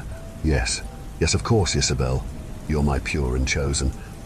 Then don't you think other men deserve to feel happy too? The dinner only lasted about an hour. Isabelle made me promise that I would place the box of toys at my work, which I agreed to. It seemed like a fair price to pay for allowing me to leave alive. I told everyone in my family that Sid was very content with his new partner, and after much consideration, I also told them the truth, that his partner was indeed a doll. Sid just does what makes himself happy. Let Sid be Sid, I said. This resulted in the expected shock, embarrassment and ridicule between family members. No one wanted to contact my cousin after learning that, not anytime soon anyway, which I think was a good thing, because it protected Sid from humiliation, but more importantly, it also protected anyone else in my family from meeting Isabelle, which was my real intention. I have no clue what sort of microbial slime tech Isabelle was made of, or where in the universe she was from, but I certainly didn't trust her in the slightest. The burden I now carry is that I exposed some employees to her essence at my company. I left those colorful, valuable-looking collectibles in the lunchroom portable at my work site. I wish I could tell you they were harmless cars, Transformers and He-Man toys, but even on my drive home, I could see the shimmering black micrites hiding inside all those plastic playthings. I don't know what Isabelle intends to do with the additional men she will ensnare. For all I know, she has other porcelain bodies to act as spouses. She might be enthralling hundreds of males to enact something awful, something truly horrific. But I'm secretly hoping they all just fall in love, keep to themselves, and play Warhammer or something.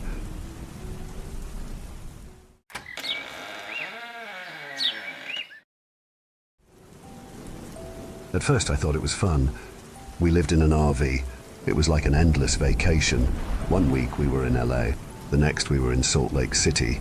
We didn't know much about our lives before this. We knew we were born in Portland and that we could never stop moving. We always knew we were a special family. I just guess we didn't know how special we were. My parents tried so hard to have kids and almost lost hope. That's why my twin sister and I were so special to them. They're little miracles. It was annoying, but at least we knew we meant something to them. Amelia and I were fairly close. As far as siblings go, we were kind of each other's only friends. Since we were homeschooled, we felt pretty isolated. We never set up camp anywhere fun. No KOA campgrounds with ice cream shops and swimming pools. Always driving off-road and living deep in the woods. I guess it was peaceful, in a way, but anyone who grew up near the woods understands it's not something you mess with. The first time I really personally realized something was up was just before our 7th birthday, when we were staying in a place in BC called Kamloops. We weren't supposed to sneak out or leave Mom and Dad's sight, but at the time, we were mischievous 6-year-olds with a huge, unexplored forest in front of us. What do you expect? We waited until they fell asleep for the night and snuck out of the RV through the window, which was easy, because the window was just a sheet of plastic held together by a zipper, and we set off, with nothing but a shitty lantern to illuminate the path in front of us. It wasn't long before we saw something strange. A glow, not from our lantern. It was coming from in front of us. It didn't take long for us to see who, or what, was in front of us. It was a lady holding a small, homemade torch, but she didn't look much like a lady. Her hair was matted and fallen out in some places. Her skin was almost blue and looked rotted. Her teeth were yellow and a few were missing, and I thought you could even see part of her jaw. She was wearing a dirty hospital gown.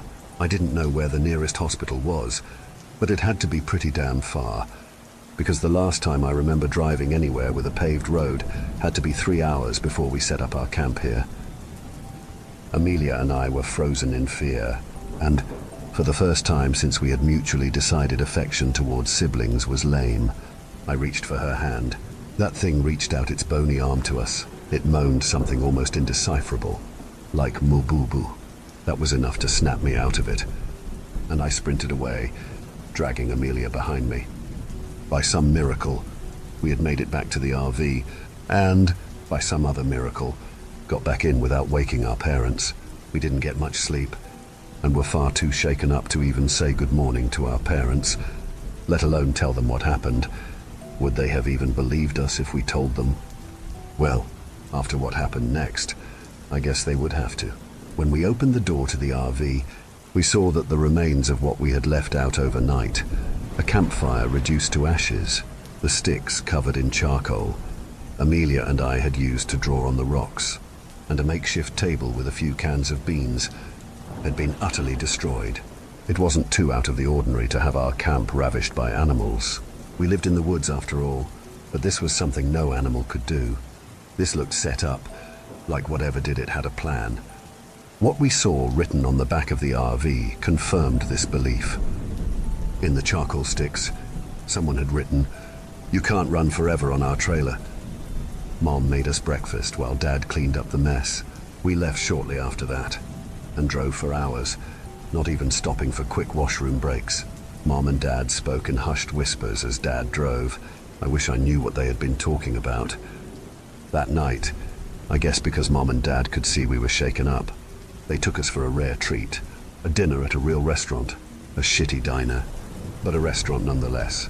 It was empty there, which was why my parents liked it, as they hated crowds. I was over the moon. A root beer float and a greasy cheeseburger was anything a 6-year-old boy could dream of, which was why I was so upset when Mom and Dad made us leave the second someone else came in. It was just an old trucker. I didn't get the big deal. While we were in the RV, Amelia asked why we had to leave while I sulked in my bunk, a glorified shelf. Mom sighed. "I suppose you two are almost 7. That's old enough to know." "Well, Zachary, Amelia, the reason we had to leave is because we're scared of losing you. Do you remember what happened when you were 4? I had no idea. My memory was never good, but Amelia claimed to remember.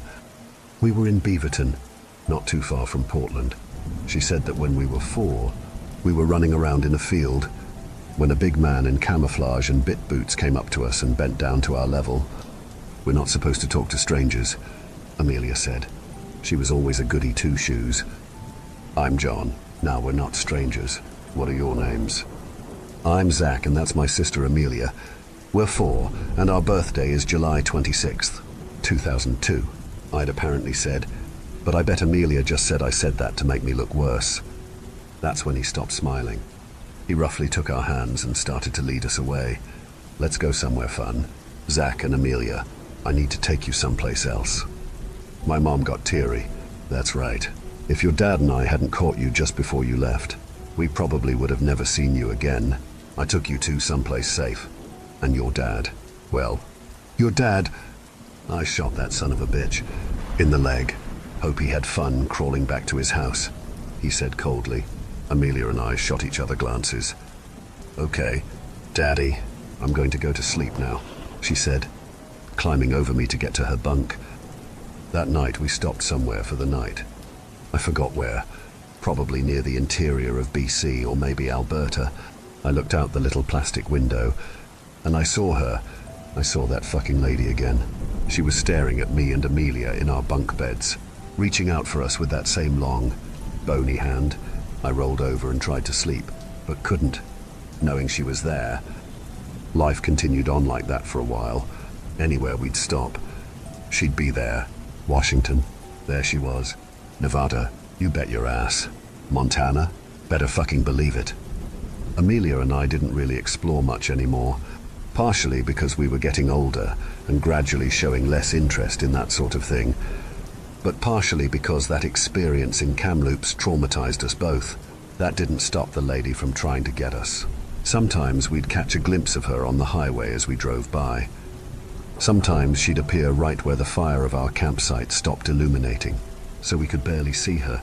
On the rare occasion we went into public to get supplies or food, I could have sworn I caught a glimpse of her in the crowd. Whenever she was around, I always heard that damn cry of hers. Moh, boh, boh.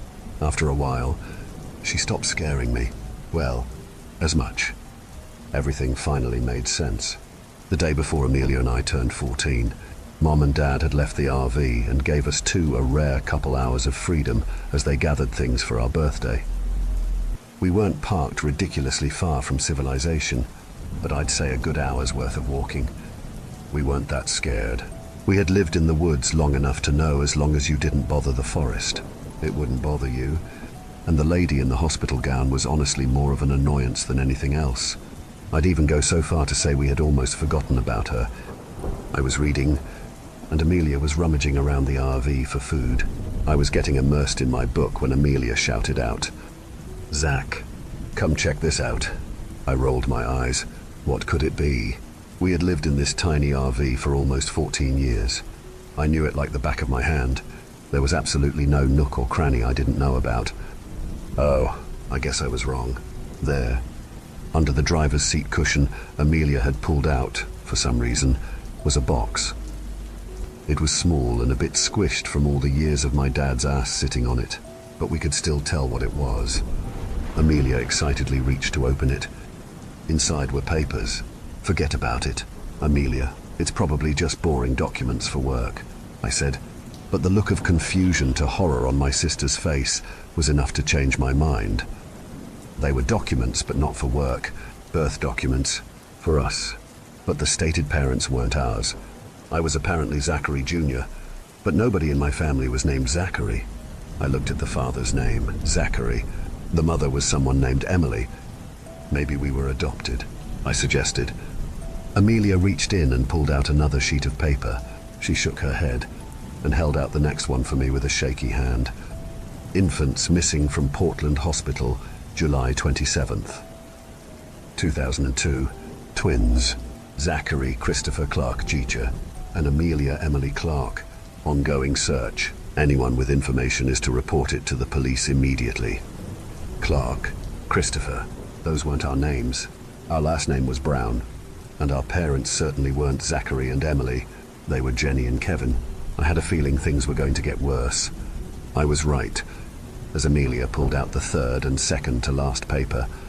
Portland mother of two murdered in hospital. Emily Clark, 27, had recently given birth to twins, now missing, when she was smothered to death in her own hospital bed. Police drawing of suspects. We looked at the police drawing. It was obviously not a complete match, but they were basically the only other two faces we had seen our entire lives, Mom and Dad. CCTV footage shows the two suspects leaving the hospital through a back door with the two infants. Search is ongoing. If spotted, do not approach these individuals. Alert the authorities immediately. We were silent as Amelia shakily grabbed the last piece of paper. This was from 2006. We were 4. After an Oregon man allegedly spotted the missing kids and Washington S. attacked by the perpetrators. A glimpse of hope is seen in this 4-year-long LD case. Father and husband of the victims, Zachary Clark, shares this message to my babies. "I have no idea where you two are, but I will never let go of hope that one day I will see your beautiful faces again. You may not even know who I am, but that doesn't change anything. Until we meet again, Daddy loves you." We couldn't even say anything. What do you even say to that? We just stood in silence for a while. Then, we heard a banging on the RV. We jumped and looked outside. It was the lady in the hospital gown, closer than ever. We could see her bluish-grey skin. We could see her hazel eyes. They kind of looked like Amelia's. "Move, boo, boo!" she moaned. Reaching out for us again, I looked down to the newspaper clipping. It had a picture of the victim on it. I held it up to the window, where she was staring at us. "Moo, boo, boo," she said again. "Moo, boo, boo." My baby. All this time, she had just wanted her babies. Amelia stepped out of the RV. I was scared at first, but this day couldn't get any crazier, so I followed. Mama, she asked, tears in her eyes. "Boo, boo," she said, reaching her bony hand out once again, but she didn't run. She let her touch her face, as she gently rubbed her hand across her cheek. She did the same to me, but then pointed in the direction of the nearest town. "Go!" "Go," she said. "Go? Why?" Amelia asked. "Dada," our mother croaked. Dad, Zachary Sr., was he still alive? After all this time? "We have 2 hours until Mom and Dad." Amelia cut herself off. "They get back. Let's go. Quick!" Although we really didn't have any idea how to get to the town, we somehow knew, like someone was guiding us.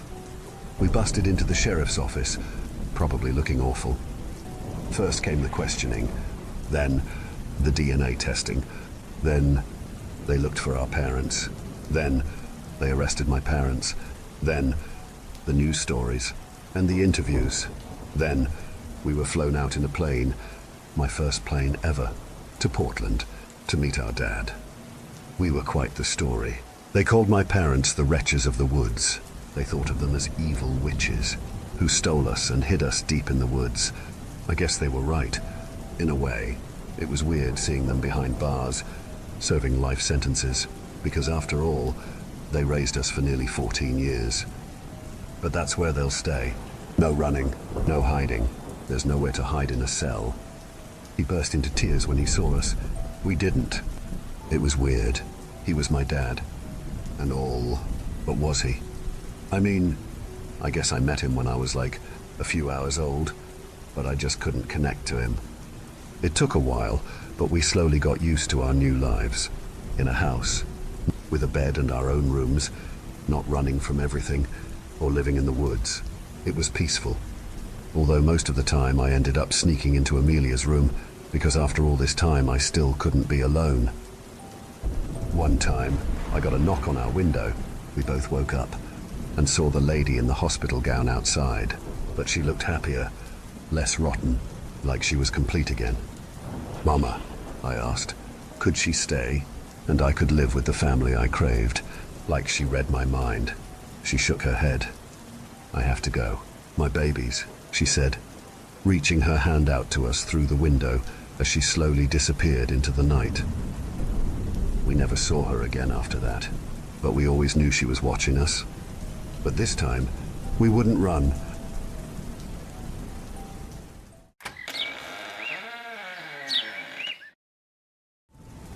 I know it sounds ridiculous. The danger exists all around us, and once you recognize it, it's hard not to understand. I cannot be the only one who's experienced this.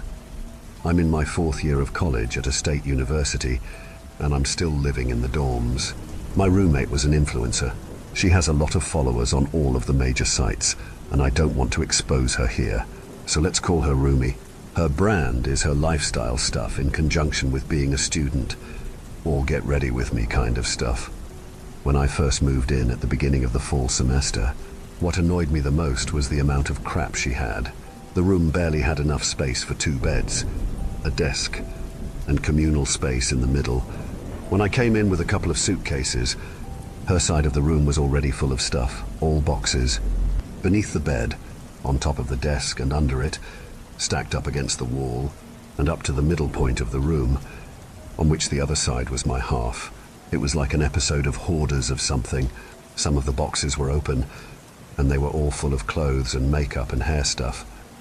Roomie arrived a couple hours after I'd checked into the dorm and had been unpacking.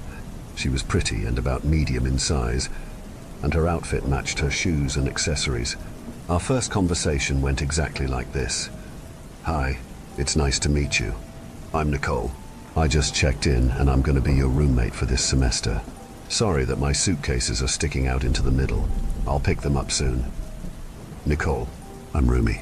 It's so nice to meet you. Girl, let's get dinner. I have a sponsorship at the place downtown, so the meal will be comped. Are you okay if I post a meeting the roommate selfie? Oh! Yeah, that sounds, okay with me. Let's go eat. Then, are you on Instagram or something? I'll add you. Yeah, I'm everywhere. Hang on, let me change my headband. I already posted myself wearing it today. I need something kind of nostalgia-y, like blueberry mocha combined with Y2K kind of couture. Hang on, do you mind putting your hair up? I'll get more engagement that way. And let's go to the bathroom mirror to make it look more casual and spontaneous. I knew she was kind of weird from the start. Not like creepy or mean weird, but just weird with how she did things. So for the most part, I tried to stay out of Rumi's way. I was taking 18 credit hours, so it wasn't hard to do. But things got difficult after a little while. Her ringer was always on, always, and her phone wouldn't ever go more than half an hour without a loud ding. After 2 near sleepless nights, I decided to confront her when I woke up for the 5th time at 2 o'clock in the morning. Hey Rumi, are you okay with turning down the volume on your phone? It's a little bit loud, I explained in the dark room. Sorry, Nicole, but I have to be ready to engage at all times. I bought earplugs the next day, and that fixed it.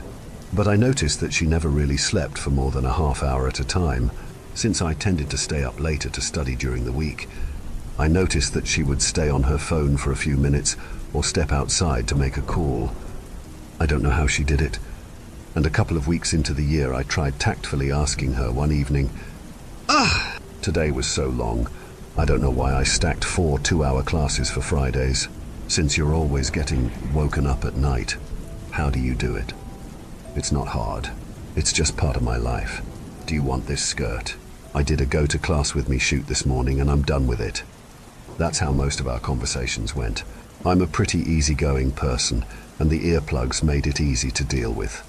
But it started getting way harder to bear when the stuff started piling up. Literal stuff. The boxes of crap that lined the walls and the living space started to move toward the center communal area in the room. They were all filled with plastic junk. Come study with me. I got this pencil eraser holder and it is so cute. You guys, you need it. Look, it's metal. It has these little plates to hold those pencil topper erasers and those bigger pink ones. And I got mine in ivory to match the calming environment of my desk to go for the serious studying aesthetic. I just love it. If you're interested, the link to purchase them is down in the description. Love you guys. That crap would go back to the box on the same day. I ended up speaking to our floor's RA about it, and he scheduled a conflict resolution discussion for the 3 of us. We sat in the shared office, and I was over being polite by that point. The stuff is getting really out of hand. The boxes almost block the ceiling lights, and her phone rings all the time throughout the night. It doesn't encroach on her space. I'm a content creator, and half the room is my space. I need my stuff to make content. Well, the contract states that you guys' space is divided down the middle. Let's go look and see if your room violates that. No, it wasn't. One half of the room was just turning into a void of crap. Since she wasn't breaking the contract rules, it was declared fine. I wanted to rip my hair out. Rumi gave me kind of a sad look, and after that, it started getting worse. She stopped going to class. On the days of the week when I left before the sun came up, she'd be sitting at her desk chair on her side of the room, filming herself opening a box, and when I came back in the afternoon, she'd still be there, opening a different box. The ring light around the phone would illuminate her face in the dark room, eyes boring into it as she spoke. Oh my God, guys, look at this gorgeous pendant. The gold plating just screams hot girl autumn. It's a must-have for anybody. As a college student, I feel like it just ties all my outfits together, whether I'm going out with roommates for the evening or just going to class on a low-effort vibes kind of day. The circular shape and floral embellishment ties it together into a really defined kind of thing, and the simplicity of it matches your style, whether you're into like alt girl vibes or Y2K girly vibes or clean girl aesthetic. Then I'd hear the rip of packing tape, a breath, and the same words. Again. Oh my God, guys, look at this off-white pencil holder. Oh my God, guys, look at this sunset orange organic nail polish. Oh my God, guys, look at this wood-carved earring set I got from this online boutique. The words came out of her mouth smoothly and robotically, her voice high-pitched and monotone. My stomach churned every time I walked into the dorm. She needed some sort of help.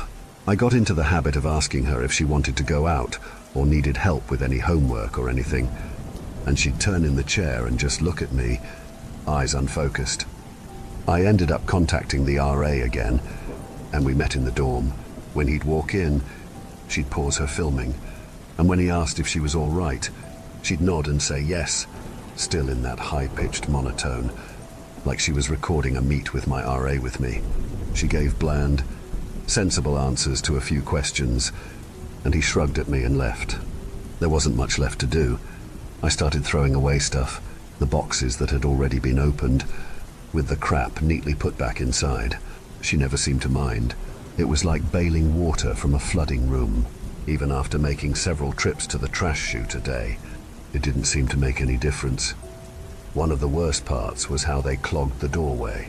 The packages always arrived right at the door, instead of going to the mailroom. I always seemed to miss the deliveries.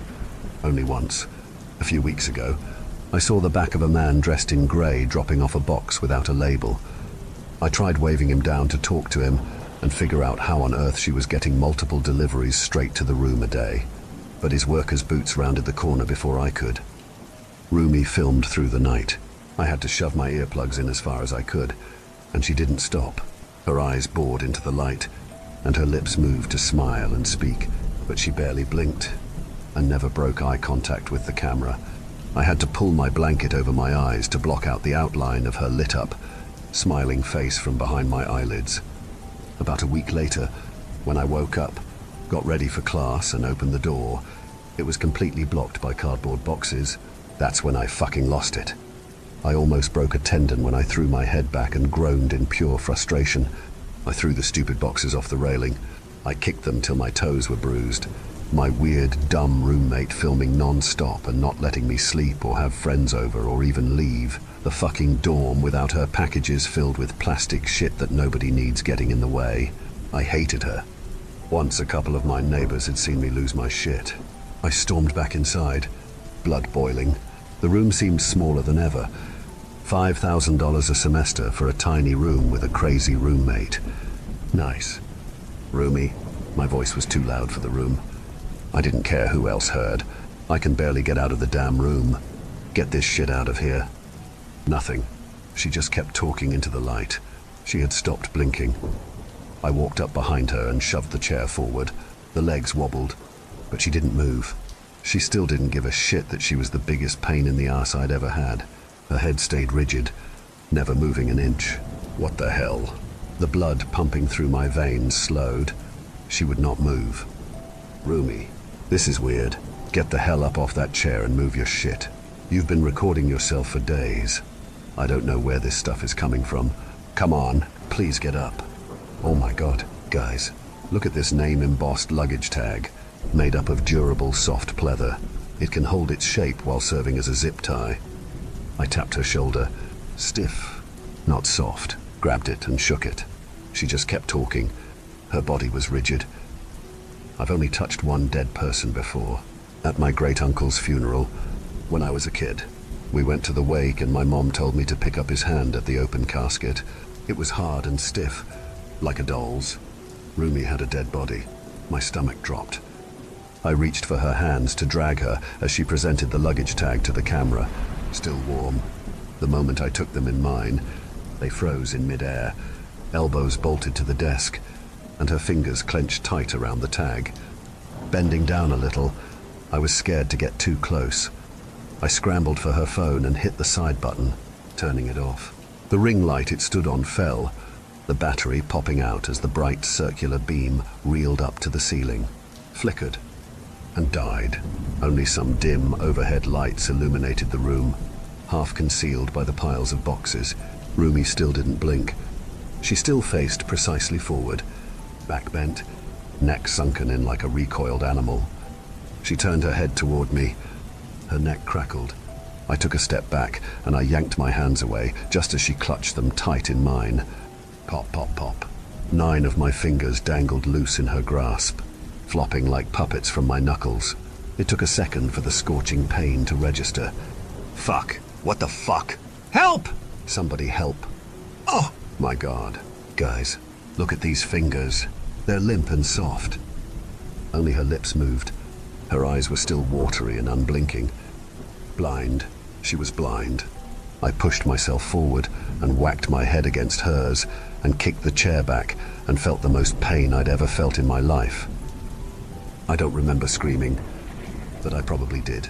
Rumi's feet dragged and she fell off and onto the ground as the spinning wheels wobbled. She turned her dead-eyed head toward me and I ran to the door as fast as I could. The handle. I couldn't look down at my hands now. I crooked it with my elbow. A pile of boxes covered the doorstep, standing up high over my head. The footsteps started behind me. I knocked them over as fast as I could, catching glimpses of my fingers dangling down to my palm as I kicked and thrashed my arms in every direction, wailing like an animal as my hands connected with the heavy boxes and fresh agony blazed through them. Slivers of sunlight peeked in and widened until I could break through. The steps reached close, and I could feel her fingers grazing the skin on my neck just as my feet hit the cement floor. I booked it down the hall and didn't look back. My breaths came ragged and fast, and the path in front of me came in a blur, and as I careened around the corner to the stairwell, I reflexively reached for the handrail and heard myself cry out before I felt the searing scrape on my swollen, dislocated joints. My knees turned to jelly, but my legs kept going, unable to stop, and I tripped on the last 2 steps. I couldn't hold my arms out. The air came in rusting sputters as my chest hit the ground and felt a tremor run through my jaw. A sharp pain dug into my ankle. I tested my arms and pushed my elbows against the ground. My fingers dangled helplessly. I couldn't put weight on my hands and get up. I took a deep breath. Help! Help! The first floor of the biggest dorm on campus is usually busy, and always has at least 1 or 2 people standing around. It didn't cross my mind why I didn't see anyone on my floor or the first that day. I was head down, and my left foot hurt almost as much as my hands. A pair of grey work boots crunched into the periphery in front of me. I looked down first. There was blood on the floor and my face felt wet. My neck hurt too much to look up, so I never saw his face. He helped me stand, and we ended up in a delivery truck filled with cardboard boxes. I don't remember much after that. I think I passed out when I sat still and got a good look at my fingers swinging loose. All I can think of is the workman in all grey, asking why there were so many boxes, and saying how my roommate wanted to kill me. All he said was, "She's a hard worker, running her personal brand. Content creation requires a lot of dedication and following the algorithm. Don't give her a hard time again, or you'll learn more than you want to know about the business." I didn't press charges. I came out of the hospital a couple days later with bandaged hands and a swollen ankle. It took me weeks to go back to school, and I never went back to the dorms. My RA and parents took my stuff for me. There was only 1 box in the whole room when the inspection was conducted, and Rumi was recording a video on multi-purpose branded bandages with it. Nothing wrong had happened besides me being clumsy. Sometimes when I close my eyes, all I see is Rumi's watery gaze. I don't go out much now. When I go to the gym and see a guy videoing his routine, or go out to eat and see a lady filming herself eating the food, I feel my stomach churn. Sometimes their backs are already bent, or their eyes don't blink. Please, don't become an influencer or a content creator. You'll be dead, and you won't even care.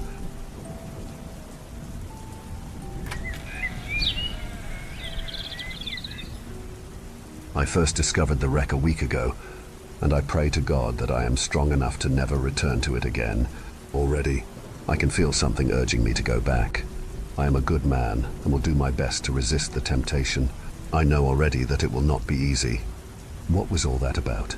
said Sarah as we loaded our scuba gear into the back of our old pickup truck. I grinned, flexing my muscles playfully. There is something down there. Oh, please, you're not trying to pull one over on me, are you? Her gaze lingered on my chiseled physique, a testament to years spent working in the dive industry as an instructor and course director. I'm not kidding. There really was something. A submarine. Sarah raised her eyebrows and began peeling off her figure-hugging wetsuit, and I could not help but notice the admiring glances of a couple of younger passing tourists. I'm sure she was aware of their lustful glances. She exudes an effortless sensuality, and exposing her tanned skin and skimpy bikini does not seem to bother her in the slightest. Stop kidding around. We have dived this spot 100 times at least. You know as well as I do that there is nothing down there. But she was wrong. It had begun as a usual Saturday for us, diving together as we often do. Sarah is not only my girlfriend, but also a talented photographer whose stunning images have graced the pages of international magazines. Her skill and professionalism have won her countless awards, and today she was intent on getting some shots of an invasive mantis shrimp species that had started to become more common in the azure waters around the Maltese coast. As we descended into the water, Sarah immediately began searching for the shrimp. She knew where they were likely to be found, but the search process was tedious. I followed along dutifully, watching her graceful form move through the ocean like a mermaid. However, after 10 minutes of this slow-paced exploration, I couldn't take it anymore. I needed a little more excitement, so I signaled to Sarah that I was going off on my own for a bit, and she gave me a playful wink before continuing with her search. As I swam away, I looked back and couldn't help but admire how she moved through the water effortlessly and gracefully. She was more than capable of taking care of herself in these shallow depths, but sometimes I couldn't resist the urge to protect and watch over her from a distance. As I descended into the familiar waters, the sun shimmered through the crystal-clear ocean, casting undulating diamond-shaped patterns upon the enormous blocks of rock littering the shallows. I gently finned over the lip off the drop-off at 20 meters and looked down. My attention was immediately drawn to a large, dark shape that seemed to lie upon the sandy bottom at perhaps 30 meters, like a giant guardian of the depths. My heart raced with excitement as I moved closer, and my eyes widened in astonishment as I realized what the object could be. Without hesitation, I swam deeper, eager to investigate this unexpected discovery that filled me with a sense of both euphoria and fear. The German U-boat had presumably lain undisturbed upon the seabed for over 70 years, a haunting reminder of the past. Its once sleek and deadly exterior was now rusted and covered in algae, giving it a strange, ghostly appearance. As I dove towards it, a feeling of unease settled in my stomach. What tragic circumstances had led to its sinking, and what secrets were hidden within its flooded confines? At a depth of 30 meters, I would get through my air fairly quickly, and I also had limited time if I wanted to avoid decompression stops. But my curiosity prevailed, and I swam towards the stubby conning tower. Only then did I start to worry that the sub might contain dead bodies. What had happened to the crew? Had they been able to escape? Or was their final resting place within the flooded confines of this steel sarcophagus? I know now that I should never have done what I did, but I could not stop myself. An overwhelming urge gripped me, and I peered through the open hatchway into the mysterious and dark interior of the wreck. Later, when I returned to Sarah's side, she was still absorbed in taking photographs and hardly acknowledged my return. Excitedly, I grabbed her arm and shook it, trying to get her attention. She gave me an annoyed look as I thrust my dive slate in front of her mask. After much signaling and insistence, she only read what I had hastily scribbled on its surface in pencil. I found a wreck. Understandably, she looked surprised, as we knew there was no known wreck within 5 miles. Slightly begrudgingly, she followed me towards the drop-off. I was leading and kept looking over my shoulder to ensure Sarah was still following. I could hardly contain my excitement as we swam over the ledge and looked down. Sarah gave me what I would call one of her looks as I stared down at the seabed in disbelief. The U-boat had vanished. But there was something there. I saw it, I told Sarah later as we drove back to our apartment. You thought you saw something, she corrected. Maybe you were just narked. It looked pretty deep. I suppose that could be it, I said. All the problems with Jurgen and the dive school must be getting to me. She smiled and ran her hands through her salty blonde hair. I'm thinking of taking a long shower when we get back, she said nonchalantly, before shooting me a suggestive glance from underneath her lashes. And you should join me. You really could use some stress relief. We both could. Sarah put the radio on, and we drove back to our beachside apartment. She sang along beautifully and harmonized with the songs on the radio, and I lost in anticipation of what was promised to come. As we pulled into the driveway and I killed the engine, Sarah hopped out of the pickup and headed for our apartment. Come on, slow. Coach, let's wash off all that dried up salt together, she said, her voice barely above a whisper, but vibrant with promise. Perhaps we can find our kind of adventure in the depths of all that shower steam, shall we? I grinned and followed her into the apartment. I did not mention that I had peered down the hatchway into the flooded submarine, or that I had explored its darkness. All the problems I am now experiencing with my dive school started about 5 years ago. As the price of exotic destinations dropped and more unique scuba diving destinations became available, my business slowed down. My customers seemed to have been lured away by the white, powdery beaches and waving palm trees of places like the Caribbean, the Maldives, and even Papua New Guinea. It was getting so bad that I swore that I would strangle the next diver I heard mouth that well-worn phrase, "The Med is dead." Eventually, last year, against my better judgment, I took on a partner, Jurgen. He offered to buy half of my business and bring in lots of extra customers through his network of dive clubs in his native Netherlands. It seemed like the perfect solution at the time. To begin with, things went very well.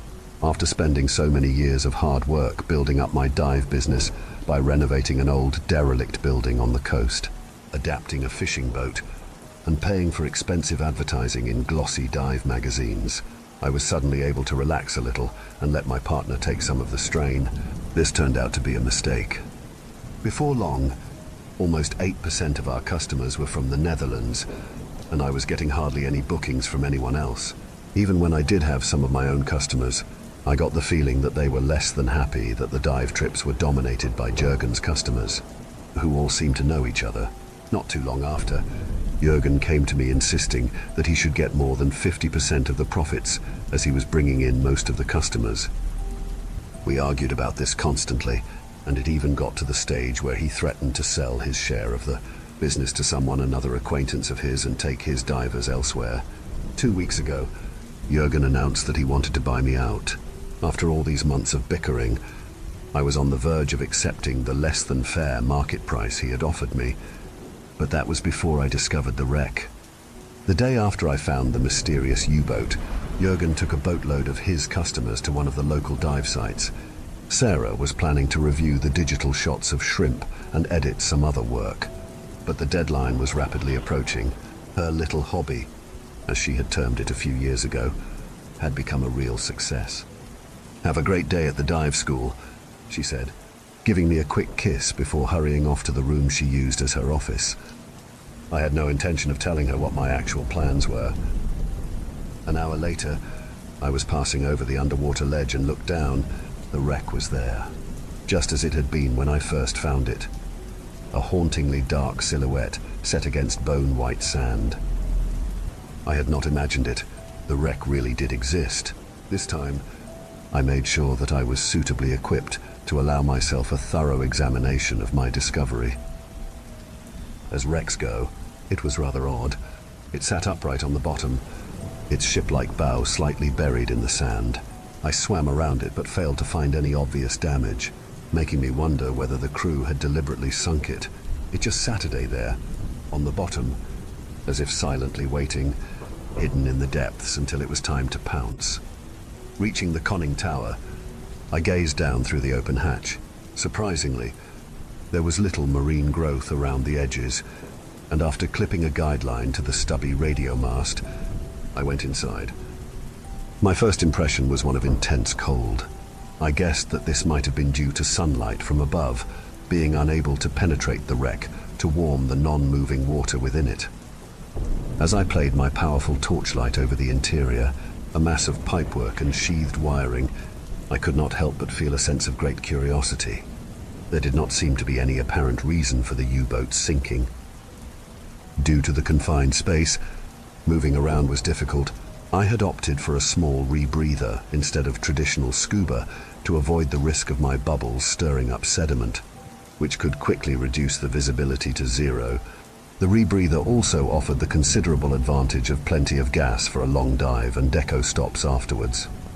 Fine greenish sediment had settled on every surface, and even my gentle movement through the water dislodged fine rust, which rained down from above, reducing visibility to no more than a meter ahead. My torch, which is hugely powerful and one of the best on the market, seemed unable to penetrate the somber interior efficiently. It was as if the darkness had a substance of its own. It soaked up light like a sponge. Cautiously, I edged forward, going deeper into the aquatic mausoleum. The water around me felt somehow thicker, and I had the impression that I was swimming in treacle. The darkness increased. How could the inside of a submarine be so damned big? I had swum for what I considered a considerable distance, yet there seemed to be no end to the cavernous interior. After another 5 minutes of finning, I stopped. I figured that I must have swum a couple of 100 meters. There was no way that this type of sub could be so big inside. Hell, it wasn't anywhere near so long on the outside. It just did not make sense. The other and more worrying reason that I had stopped was fear. My light was almost useless. Examining it, I could see that it burned brightly enough, yet the darkness was somehow darker and hungrier. It was then that I noticed the smell. I know it sounds ridiculous, but that is the best way to describe it. It was as if I could smell something rancid, a rotting stench that I could taste through the rebreather's mouthpiece. I inched forward, my heart pounding in my chest and ears like thunder. The smell was almost overpowering. Suddenly, I came within inches of some kind of barrier, a wall of thick, undulating darkness. I sensed that the darkness was waiting. For what? I had no idea, but strangely, I felt sure it had been waiting for a long time. Don't ask me what made me do it. Curiosity? Stupidity? Who knows? Tentatively, I reached out. I watched as my hand disappeared, engulfed by the blackness. The pain was immediate and excruciating.